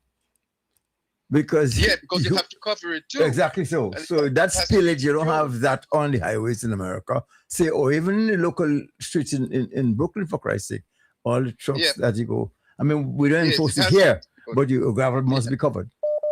So that is where legislation should be enforced. Yeah. But like the vehicles traveling in the night or early mornings when you're in bed, there's really nothing you could do about that. To me, going to the police will be fruitless with that, because you come to me, which truck? What's the license plate? You have nothing to give. Right. Yes. You have nothing. What they have to try to do now is try, when they start building new homes, that it should be built a certain distance away from the roads. Right. But that wouldn't stop the gravel from being transported over the road. But the thing is, we have to implement the cover. Yes, definitely. Yeah. Okay. Okay then. Okay, thank you so much. All right. Okay, thank you, sir. 443-0101, 403-0101, and 458-1914. Those are the numbers you want to call. You want to join the conversation right here on the Vibes FM. Let me see if we have another caller. Next caller. Caller, you on? Caller? Hello? All right, okay. Now, what I would suggest, maybe to help solve the problem, is that the police should do some sort of patrol, out there and observe and warn the drivers. I think when you have a barge or ship bringing aggregate to say Tilbury or whatever have you, and you have all this truckage of the gravel, and guys, the barge has to be in and out by a certain time, because otherwise they'll have to pay over them and all those things. So people are hustling because the ship have to. If you in a normal transportation of gravel, you won't have all this spillage, But when the guys are hustling, it's a different story. Yeah. It's right. So the answer to the problem, I would say, is a base for the gravel where it could be offloaded and secured with minimum truckage. That would be, as a matter of fact, hold on, saying that day, if we were to have like a situation whereby the barge would come ashore and the area for storage is right there. Problem solved. It's in Beckway? Yeah. What did they offload a front end loader, Okay. Yes. You don't need truck? No, from the barge into the warehouse. Right. And it's enclosed to that. Right, okay. You get two front end loaders, one going in, one going out, and bim bam. Okay. Well, you don't think also. Just hold a second there, please, because too many calls are backing up. Vibes FM, first WhatsApp caller coming. Hello. Hey, Kim, afternoon. Uncle Leo, afternoon. How are you, my friend? Good, man. Good. Thank you.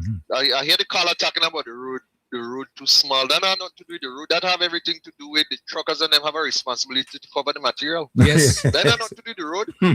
No. If the police implement a rule where all truckers have to have a top, and if they go wrong and inspect and they have the top, you give them a little fine. That wouldn't happen. They just have to cover the material. Yes. That's it. That's the bottom line. You know, Frankie, we always complain about a lot of little issues, but nothing can be done. It's like we always complain about something, but we don't know who to turn to. How are we there in 2026 and that's still happening? You see, because we give thing to Pacamel. We still have. That's the craziest thing ever. Like look at the animals. Nothing ain't been done about that neither. And we talk about that how much weeks now? Enforcement, yes. And it's like, who do you turn to? What in Caracuna? No, authorities, like, well, how?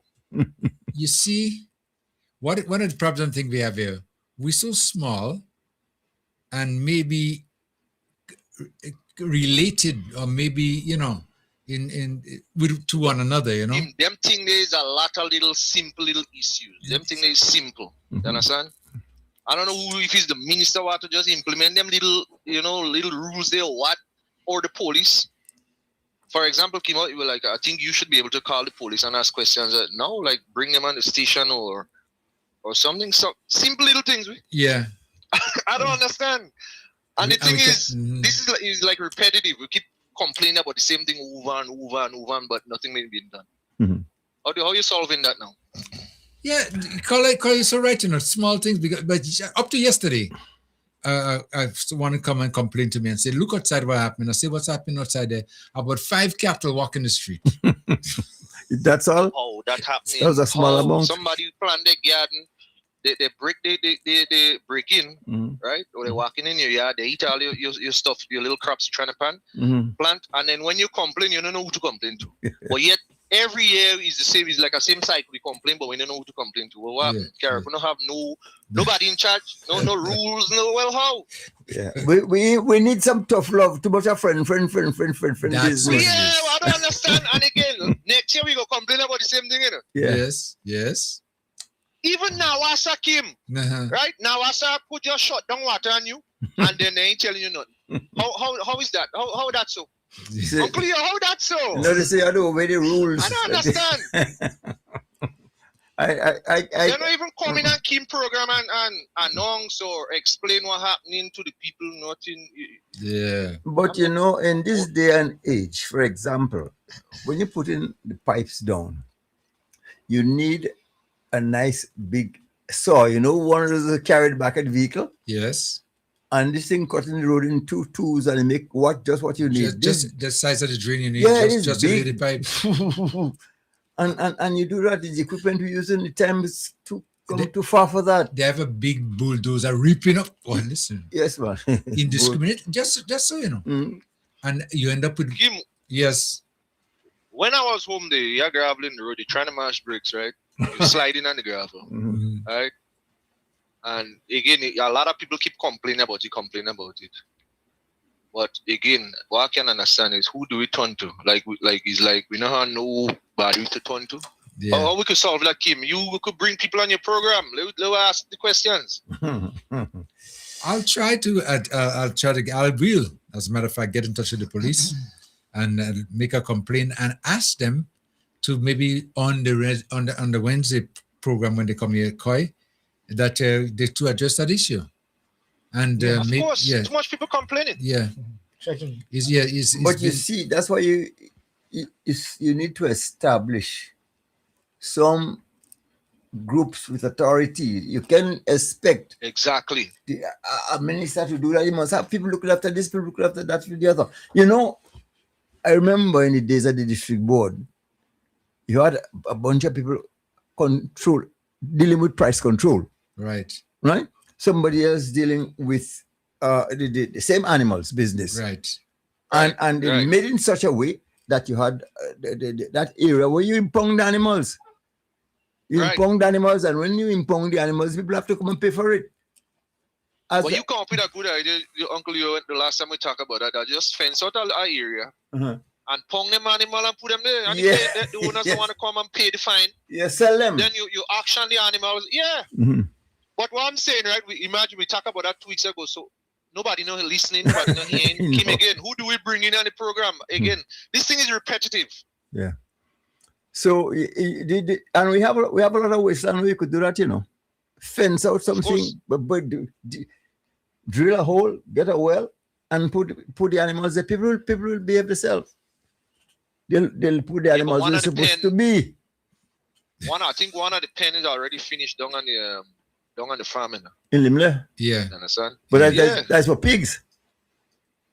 But no, I think it's for sheep, so goats, I think it was, no? No, man. But you see, you need to, not for pig, man, because that they high up. No, it is finished, I think, for the... When Limle? One of them finished, for the sheep. Oh. Well, you see, what they used to do, I don't know if that was like under the government, they used to have like people designated to do that. Yes, of course. Right. So why they can't do that again? What happened? Why holding that up? Well, you see this way, but no, you see they have about 10-meter warden for car and the Lego sheep and goat.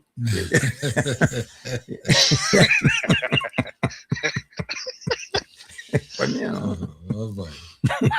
Oh boy. I know. Anyway, keep that your responsibility. Bringing these people out, talk to them, man, on Thursday. Okay. All right. Yes. Okay. No problem. I'll listen next week Thursday. If you're bringing me and you again. Okay. All right. Okay. Hold my foot to the fire. No problem. Okay. No, but he's making a very, very good point, and these things that need to be addressed, especially a small place as Carrick. What's the problem? You see again, Kim. Again, this thing called civics and respect for the people that is not being taught, and everybody is allowed to do what they want, how they want. One of the other things that's happening in Carrick, talk about the roads is small. Somebody driving just stop in front of you and holding a conversation, and they have the courtesy. And if you took your hand, then they upset. Yeah. If you can't wait. You can't wait. They get mad at you. Yes. What's wrong with you? I just cost you. Yes. Because you already yours alone. Stop in front. So they don't go further with that. Vibes FM, don't go further with that one. That one I can't deal with. Vibes FM, what's up, caller? Vibes FM, good afternoon. Good afternoon. Thank you for a good carnival celebration. The people who came up said how well they were treating and they enjoyed themselves. Yeah. I believe it's time that some of our podcasters be a little bit more responsible and respectful, especially the one from Carrick that is have a... I know what you're talking about. Or whatever you mean. You could agree and you could disagree, but I believe it's time that he be a little more responsible and have respect when he's hosting his program. And, because people are listening and our children are learning. So, I believe we must do so with respect. Caller? And I hope that everyone be responsible for the election season that we are approaching. Caller? Everyone a good weekend. Yes. Okay, thank you. And remember to keep the land. I want the mighty sparrow have a calypso for that. If you plant cassava, you can get fig. You put a hog in a palace, you still remain a pig. Yeah. That is it. Thank you. Vibes FM, land and caller. Good morning, Mr. Kim. Yeah, good. Yeah, well, okay. Good morning to your panel. Okay. Good morning. Okay. Afternoon. I have a question, right? Mm-hmm. Do you all have police patrol in the road in the day? Yes, in the town area. Yeah. Only in the town area, right? Mostly. They drive around sometimes, but I mean they concentrate more in the town. Okay, and it sleeps at night, right? Well, I can't answer that part. Right? Now, if you park up and a no parking sign, the police will charge you. Yes. Yes. Huh? Yeah. Mm-hmm. So then, why the police cannot see for their own self these chucks and charge them just like how they would charge somebody else? Again, friend. Yeah. Is that right, man? Give me a blind. That is the problem. Friend, right? Yeah. And it's happening all over, not only in Carrick, It's all over, right? If you stop in Grenada here to give somebody in age a little lie by dropping them in the cab with their goods, the police is there to charge you. Yep. But the Chuckmen, he happened in Grenada with the Chuckmen just the same. Okay. Throwing gravel and concrete all over the street and causing chaos, right? And man gone free, but the boss man have to pay the penalty. Is that right? No, it's not. Nope, not at all. Okay, caller. All right. Yes, go ahead. The next thing I want to talk about. I heard something yesterday which make me very gripe. Donald Trump. He's boasting that he damaged the fishing industry in the Caribbean. Right? But the message I want to send for Donald Trump, put down the pen and pick up the Bible. Because there's a lot of kings that were even worse than him, and they get cut down by the Lord. No. Thank you. Well, Thank you. Donald Trump had Bibles for sale, you forget? Yeah, but the Bible he have is his own Bible. So Pick up the Bible, you're selling Bible and gym boots. Yeah. Pick up the real Bible, not his Bible, the real one. Yeah. And you're going to see what happened to kings, right? All them kings and them. But who was at the top? Kim, I stopped blaming Donald Trump. Yeah, caller. Thank you so much. Okay, yes, go ahead. I stopped blaming Donald Trump. It's this accomplices that I have around him in that so-called, it is MAGA base.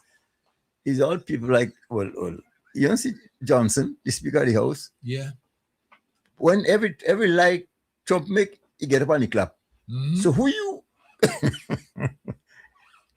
Round of applause. Every lie. That's so true, eh? Yeah. Apollo was on the thief. Boy. Vibes FM caller. Caller, come in. Caller, you're next. Hello? Yes, go ahead, yes.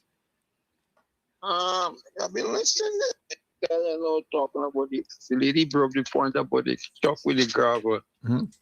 The trucks with the gravel, right? Some of them trucks come with a tarpaulin to cover, but the reason why they stop the truck some pass into town is when they reach going up Corner Shield with the police is on the hill there. Sometimes they drop all the gravel there. They drop the gravel there. So they tell them go to Tempe. They pass in Tempe. And before they meet Westmoreland School, it's the same thing. Gravel dropping, concrete dropping.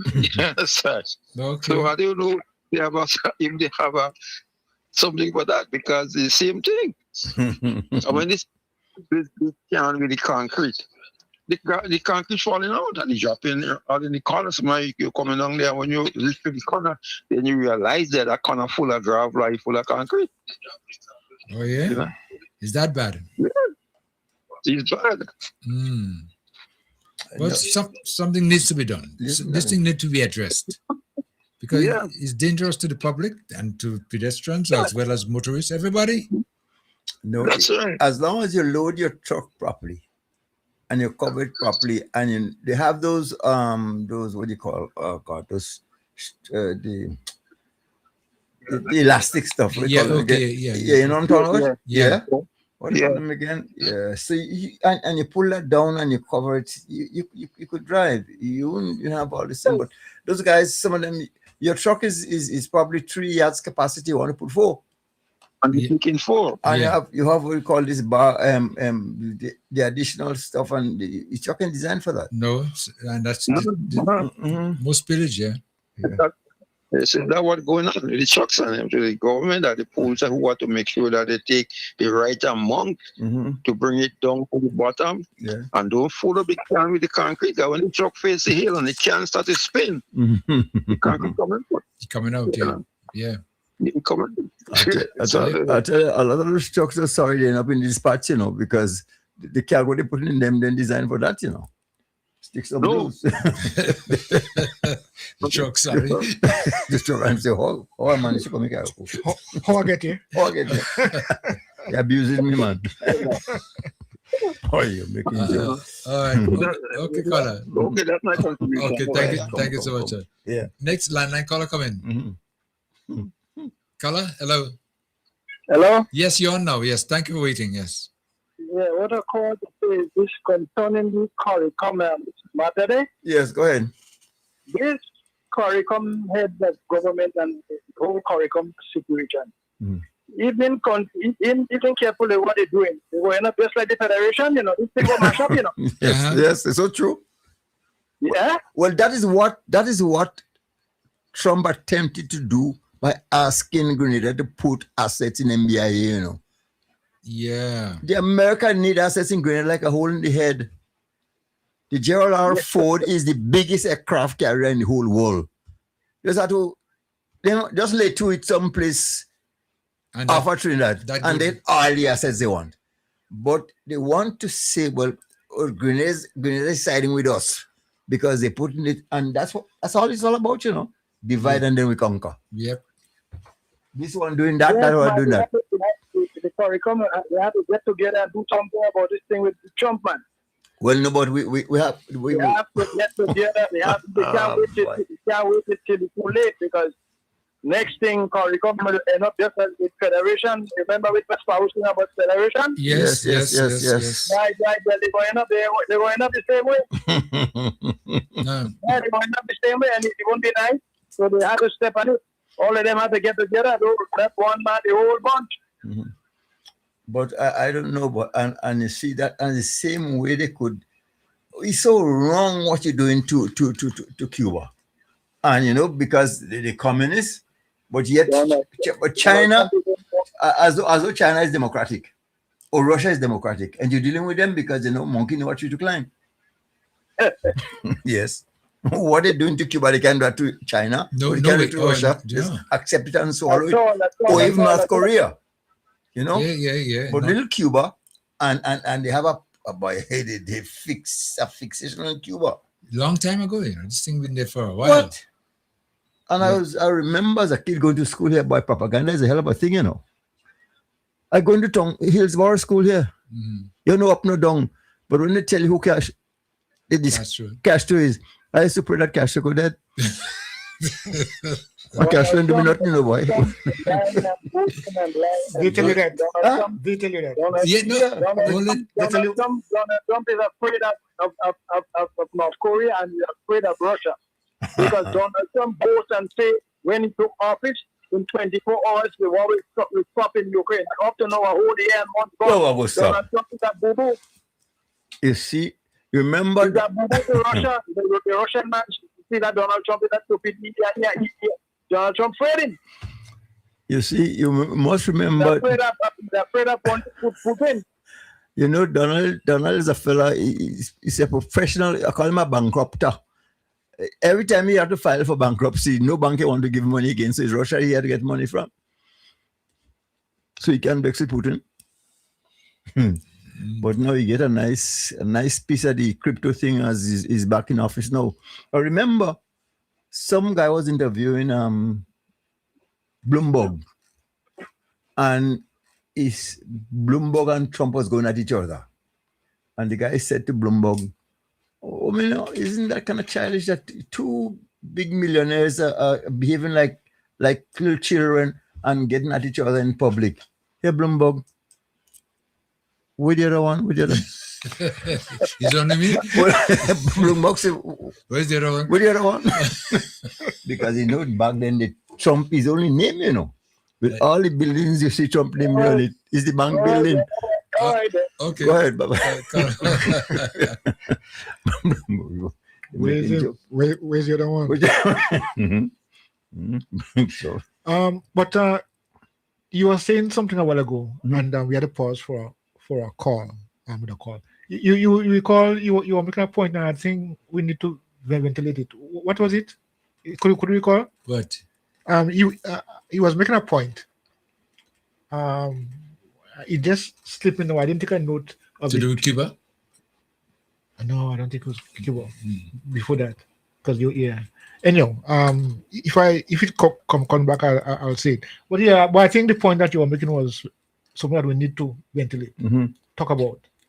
But but it's a matter of somebody has to take the bull by the horn, and as I say, somebody has to build the cat.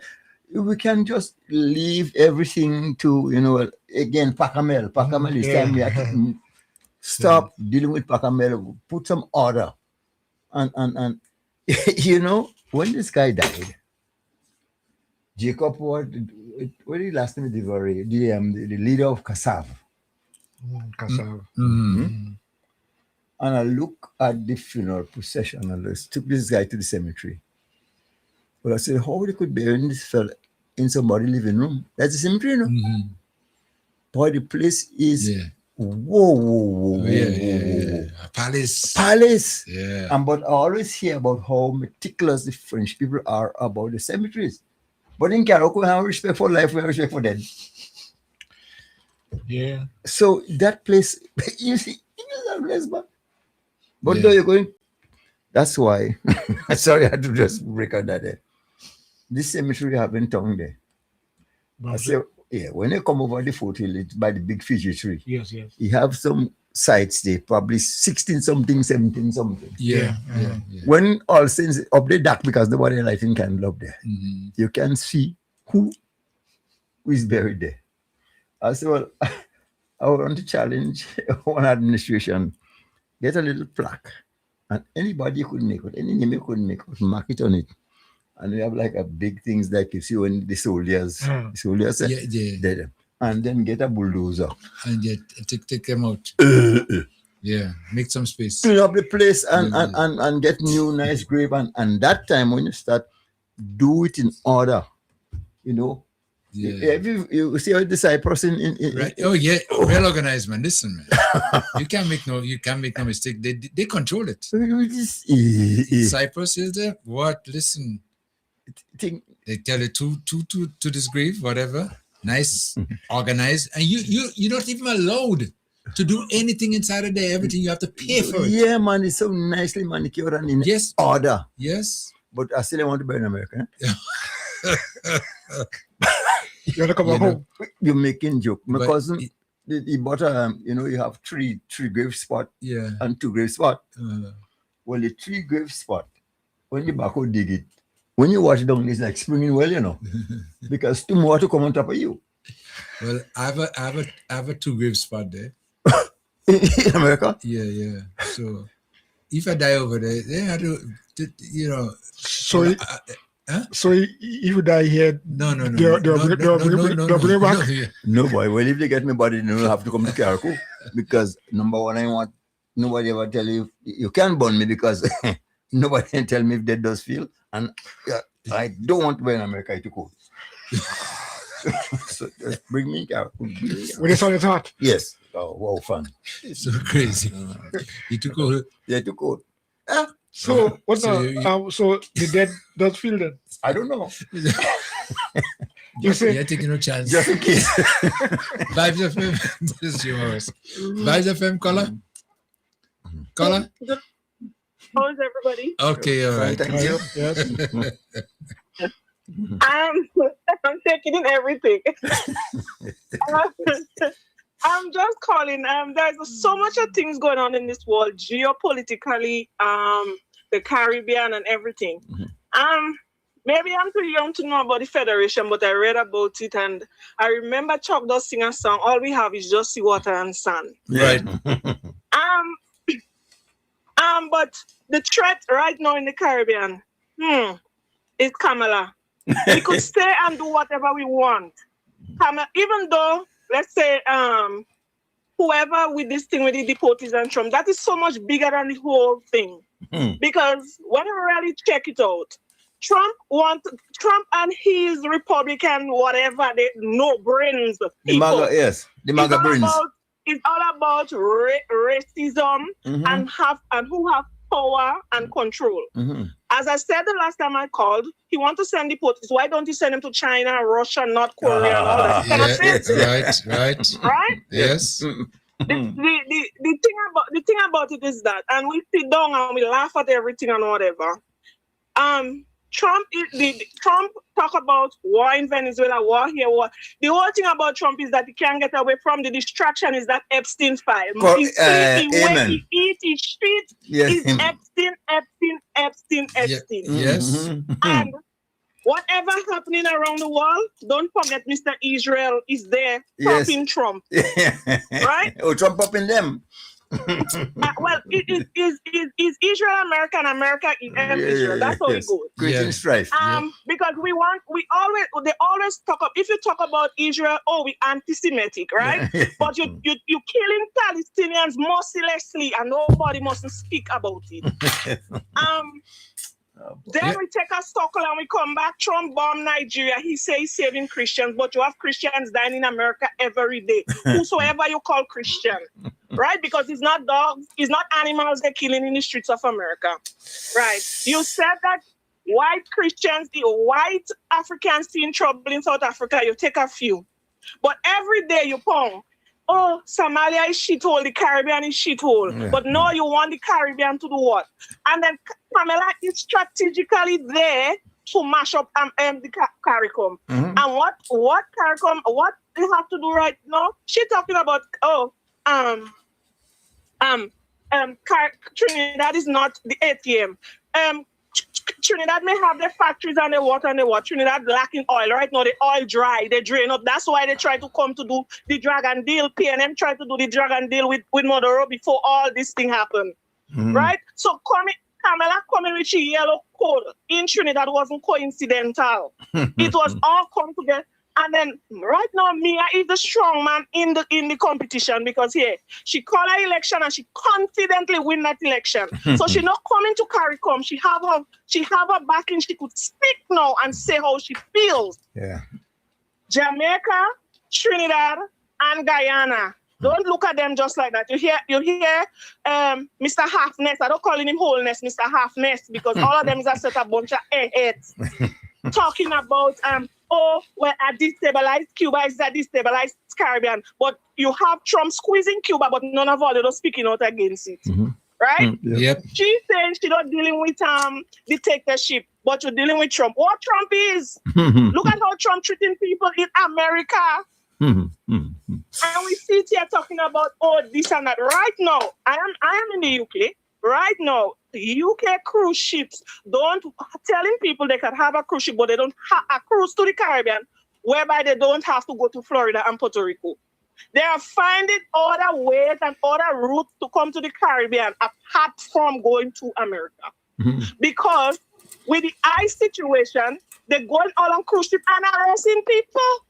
That's what they're doing. Yeah. Tell me something. So when you look at Europe now trying to pull together to get away from America and trying to, that's why the guy in Brazil, Lula said to him, you're not in charge of the world no more. You're not in charge. America is going down.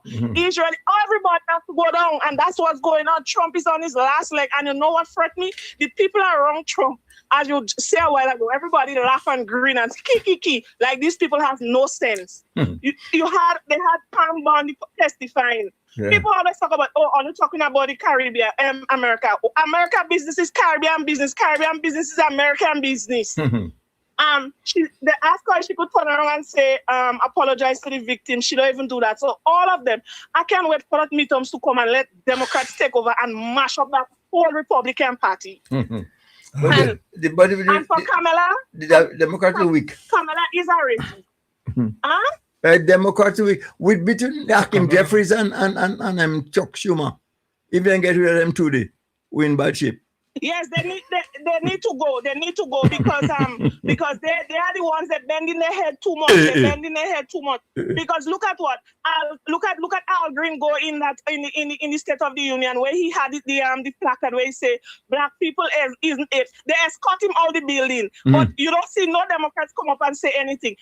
Trump and the people only have strength on women because look at how we talking about Ocasio and the other one from Somalia. Yeah. Right. He always running them down and always beating them up. All right, let me just land back home before I go. Okay. I see Miss Emily talking about price of a Fuji mackerel and this and that. I just want her to know, when I just come to England, there's a shop in England called the Pound Store. Everything used to be a pound, just like how they are the dollar store in the States. Right now, there's nothing for a pound in the Pound Store no more. 20 pounds cannot give you a meal anymore. Everything gone sky high from since that war started with Ukraine and Russia. Everything gone high. There is no oil for a pound no more. Oil now is 2 pounds something. A pack of everything gone up. So I don't understand she price. She talk. She should study about getting away from the position she is now because she lost her seat a long time even before she sit down. She gone. Bye-bye. Let me tell you before she sound like that. Yeah. Are you from Dominica? They're trying to come and talk about the fishing situation and this and that and the other. If we can understand, as I make a comment under the post, she talking about food prices and blah, blah, blah, which is nonsense. When it comes to the fishing situation, I don't know if you're familiar, there is a man in Guelph that used to buy fish. Most people in Victoria and Guelph that own a fishing boat and own house and land is from that man. We used to call him pajamas and northern seafoods. That's where Victoria and Guelph used to sell the fish to before they go to St. George's, because that business end up having problems and that business dissolved, right? And that's how we end up in Grand Mall, Victoria and other fishermen selling the fish down there. Okay. We all know about the fishing situation. We had fishermen that lost engines. Do these things happen? These people never step up for fishermen. These people never do anything for fishermen. Fishermen have to catch the royal to get a concession. You understand? Yes. So right now they're coming up. You know, long time people used to put battery in the sun to listen to radio when West Indies is real kicking up and beating up England and Australia. Yes. Them days and them done. Right now, information is at your fingertip. We know and understand what is going on around the world. We know. So, and what kids saying there is what them kids had. Nothing about no mistake and tight tongue. You don't have that. He doesn't stutter. We never know him to stomach. What he's saying is exactly how he feels. The leadership in the NNP weak.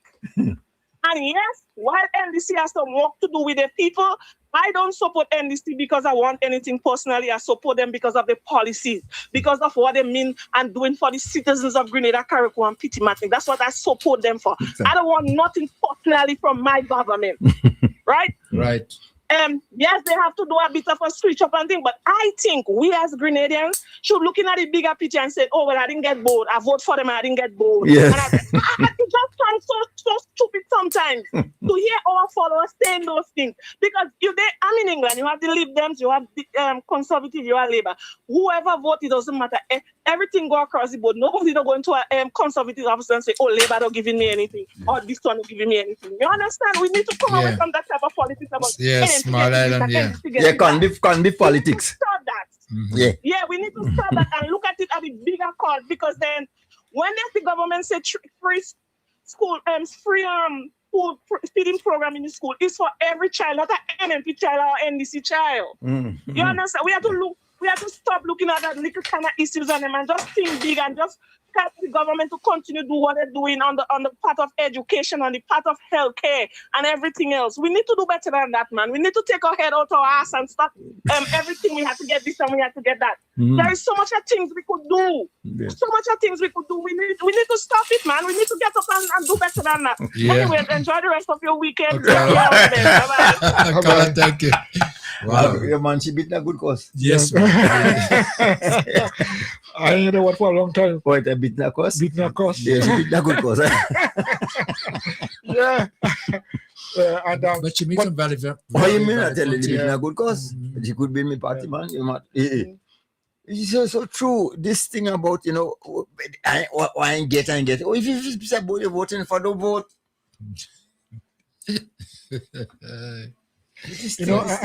I mean, I don't understand why this is happening, but it is a ploy, it is a strategy, and I don't know how NDC supporters and membership as well fall for that. Because why do you have to repeat? Why do you have to keep saying those things? Oh, they're looking out for the foot soldiers, and then why you have to say that? Because that is the way. That was the way Keats had them. Because I'm seeing he grew them up like that. Yeah, I'm seeing a similar thing with what happened in 2008 and to 2013. Because the destruction started when the people themselves start saying things about themselves. Let me tell you something, Carol. Who full of NNP and NDC, Yeah. They call themselves an NDC, but the NNP mentality according to Black Wizard is what they have. That's I it. don't. Convict politics. They can't get away from that, and they just forget that is the norm now. Yeah. Give me thing. Give me some board because I supporting you. Yes. And you ain't give me that, but you give this one Vibes FM and take the line. WhatsApp callers, hold on. Line and caller first. Caller, come in. Hi, good afternoon. What is that? Man shot this one. Linda. Oh, what I said, man, this man chest me. Oh, God. Yeah. Oh, man. Oh, no. Something wrong with all of this one and the money program. Yes, we're dealing with reality. I like it. I want to say something this evening. I want to Uncle Tim. Yeah. I want to ask the Minister of Health. He had a program with PMs, yeah. And I didn't get you by a joke to her. And I said, something wrong this day with this man and them. Yeah. I asked him, please, if he could give me a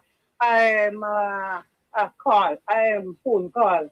I want to get in contact with the Minister of Health, please. Anyway, Uncle Kim, you know my number. I know your number. The number. I'll message him, yeah. I want that number, please. I was tell son. Okay, Tell so somebody. you should give me a call. Yeah. Please let me talk to him. Okay. And I just want to say good afternoon to everybody who don't hear me. Is this men and them in with Kim and them who can't hear, boy? The man and them kiss like go die real man chatting. But anyhow, I'm glad, and I want the Minister of Health number, please. Okay.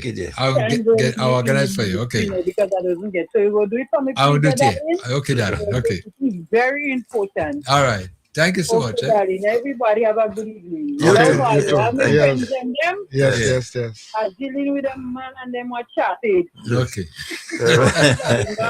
Bye-bye. Okay. Next caller on WhatsApp. Come in.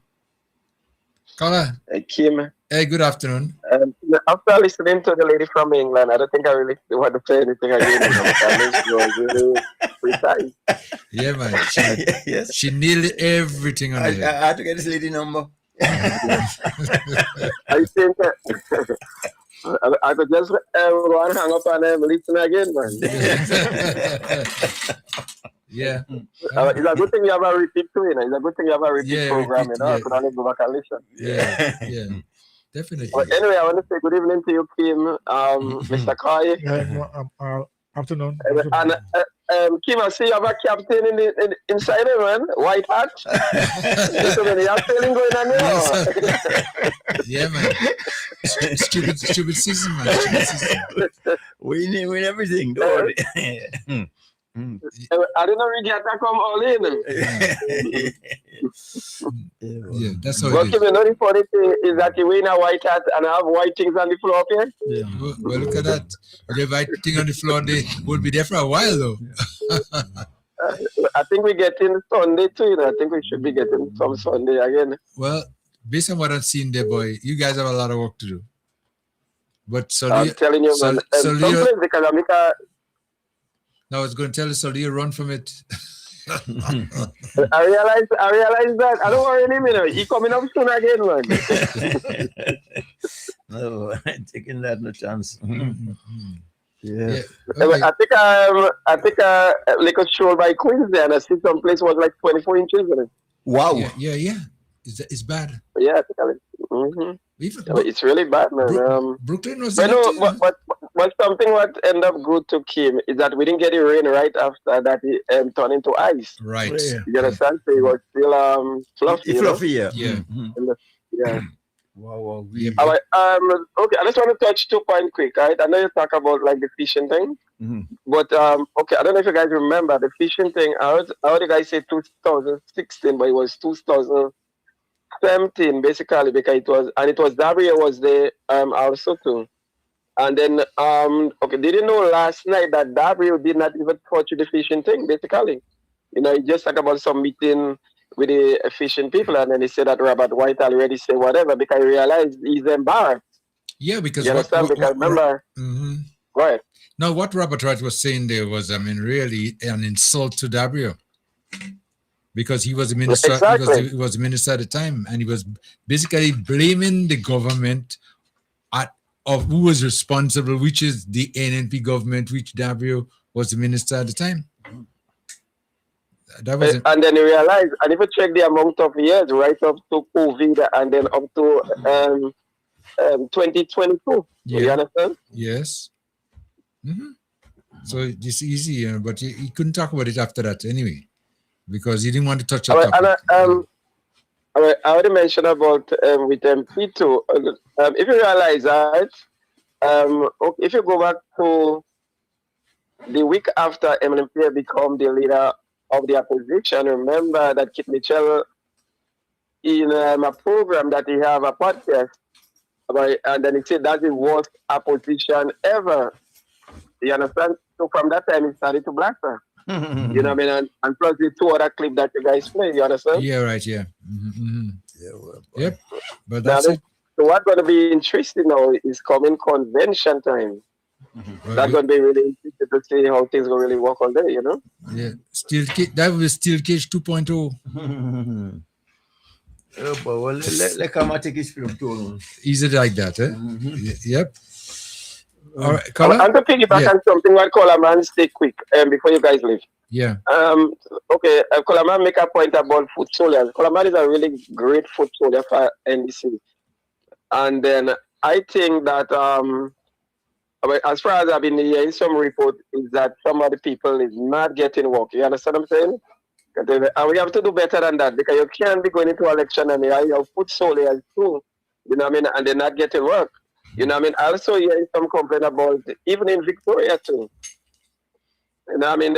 I think we have to do something. We have to do something if we have to win the next election. It's true we're gonna do.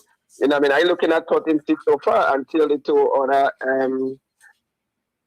candidates is really name or whatever. Who they're gonna put there?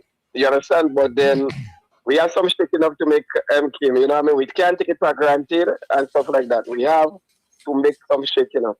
And that's what all I gotta say, guys. So anyway, enjoy your evening, Captain. Yes, sir.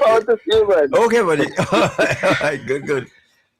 Yeah, talk about popularity, you know, of MLNP.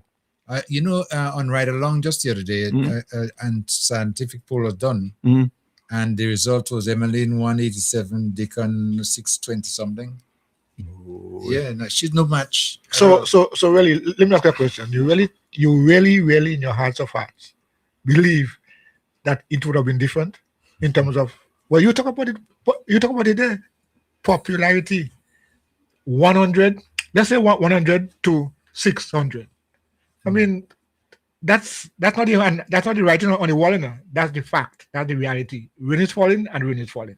And this is one of the reasons why the NNP is so unstable at this time, because they can't see a breakthrough. They can't see anything to really campaign on. They can't see them coming back.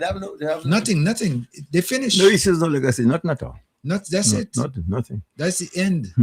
It's just a matter of the official. So that's why, again, come back to my point. I want to know 1, 2, 3, we stand in the order. Why we still including NNP in a competition to the fifth? Yeah, competition of 3, the number fifth, 5. Yes, number 5. So, gentlemen, we got to wrap it up there. Time is you know, running out. yes. Well, in my closing comment, I want to just I saw some comments. I've been reading, trying to follow the comments under the post or under the live, and one I saw when we started to talk early on at the beginning, actually, talked about the issue with Maroon and String Band. I think I read about 4 or 5 or even 6 or more comments which saying they believe that both of them are the same, so they could be together. No, I'm not saying yea or nay here. I'm just saying what people are saying, what people are posting, that the Maroon could be the Maroon and the String Band Festival. Well, the String Band can be one. Yeah. But you said you used the word same. I was wondering what's going on here. Well, I mean the same festival. They could be twin together, you mean? Yeah, twin together. I mean, in the same festival. But the there's a big festival difference. Yeah. is the Maroon and String Band Festival. We don't have a Maroon festival. We have a Maroon ritual. Case closed, argument rest. Leave Maroon where it is. Right. You have a Saraka festival? Saraka? No. All right. We have no Maroon festival. And we even have a Big Drum Festival. So leave Maroon where it is. Maroon is a ritual as a practice. Right. This you don't leave it alone. So take out the festival in Maroon. Yes, Maroon. If you want to watch String Band Festival, go ahead. It's not the same. Yes, okay. But I just wanted to note that's the comments. That's at least some. I can see all. People probably don't know, but the same reason. Christmas is Christmas. What you want to string Christmas with? Good Friday. Okay. Never happened. Come on, there's this Pacamel we doing thing in here and in here. The things that we do, there's some significance to them, and we must retain those things. Yeah. And Maroon is one of them. You won't tell me, oh, you want to have a split festival just now? Yeah. Look my trouble again. No, well, I mean have respect for the culture. Yeah. Okay. So Leo is right. Yeah. Take out the festival in the Maroon. You could have a String Band Festival. Yes, that's up to that. That's right. But what we have here in Carriacou, as we have noted earlier on, that it has at some point in time they brought the String Band and the Maroon together. That was done by William Joseph. Yes, William Joseph. Yes, I know. But I'm saying, I mean, are we comfortable with that in terms of understanding what you've just said there? That this is not a festival. Maroon is not a festival. It's an honoring of past and a ritual. Yeah. So I'm saying, are we comfortable with that and to leave it as is now? Well, I don't know who is uncomfortable. I see any discomfort there for me. It is what it is. It is what it is. Where is the discomfort? No, I'm talking about, can we leave it as it is now? You mean what? Leave things as they are now. You mean both of them together? Celebrate it as how it is. Yeah, I'm saying, because now, if we understand the meaning of each of these things, but two separate things. Right. So why are we? So I'm asking you, are you comfortable with leaving them together? No. But all right, I'm asking. Just looking at it from the top, it would be better if we were to say the String Band Festival, because the String Band Festival would be more showcasing the culture, it's a different culture, yes. Different altogether. Mm-hmm. And then you're going to even find more participation and in it, because you're concentrating on that alone. When you're having a Maroon, the Maroon is a Maroon. That's how we usually like Mount Pleasant had a Maroon just about 2 weeks ago, right? And that is what it is. You don't see no string band there to say, well, that would be the feature. I want to go in Maroon Festival. We'll be selling. We chubby selling. When they go to Maroon is give free. That's what it's all about. Say thank you for what we received. You, yes. We have abundance we could share. Right. Thank you, Lord. Right. Yeah. Leave it that way, and that's the significance of it. So if we're not there now, we should walk it back. And the food we put on the table, we're putting it for no. And take. Yeah. And just yes. No. Respect for things, man. Well, right. I mean, yeah, we need to say exactly what we want to do, because what it is now is not what it's supposed to be. Amen. Is the point? Yeah. Yes. So I mean, we don't want to leave it at that. But of course, we are not the ones who organize it and so on. Correct it. Get rid of Pacamel. So I think that's my last word. Get rid of Pacamel. All right, so and well, that's I just said, get rid of Bacamel. It's always a pleasure. Yeah, thank you, sir. And to remind our listeners again, every Tuesday, Thursday, Saturday. I think we should start one on Tuesday too. So go ahead, don't worry, go ahead. Coming up, it's a matter of time. Because stupid season and we ain't getting in the middle of stupid season. Madam, every day of the week. Yes. All right. Yes, anyway. All the best. Thank you. Thank you. This is our brother. I'm blacking out.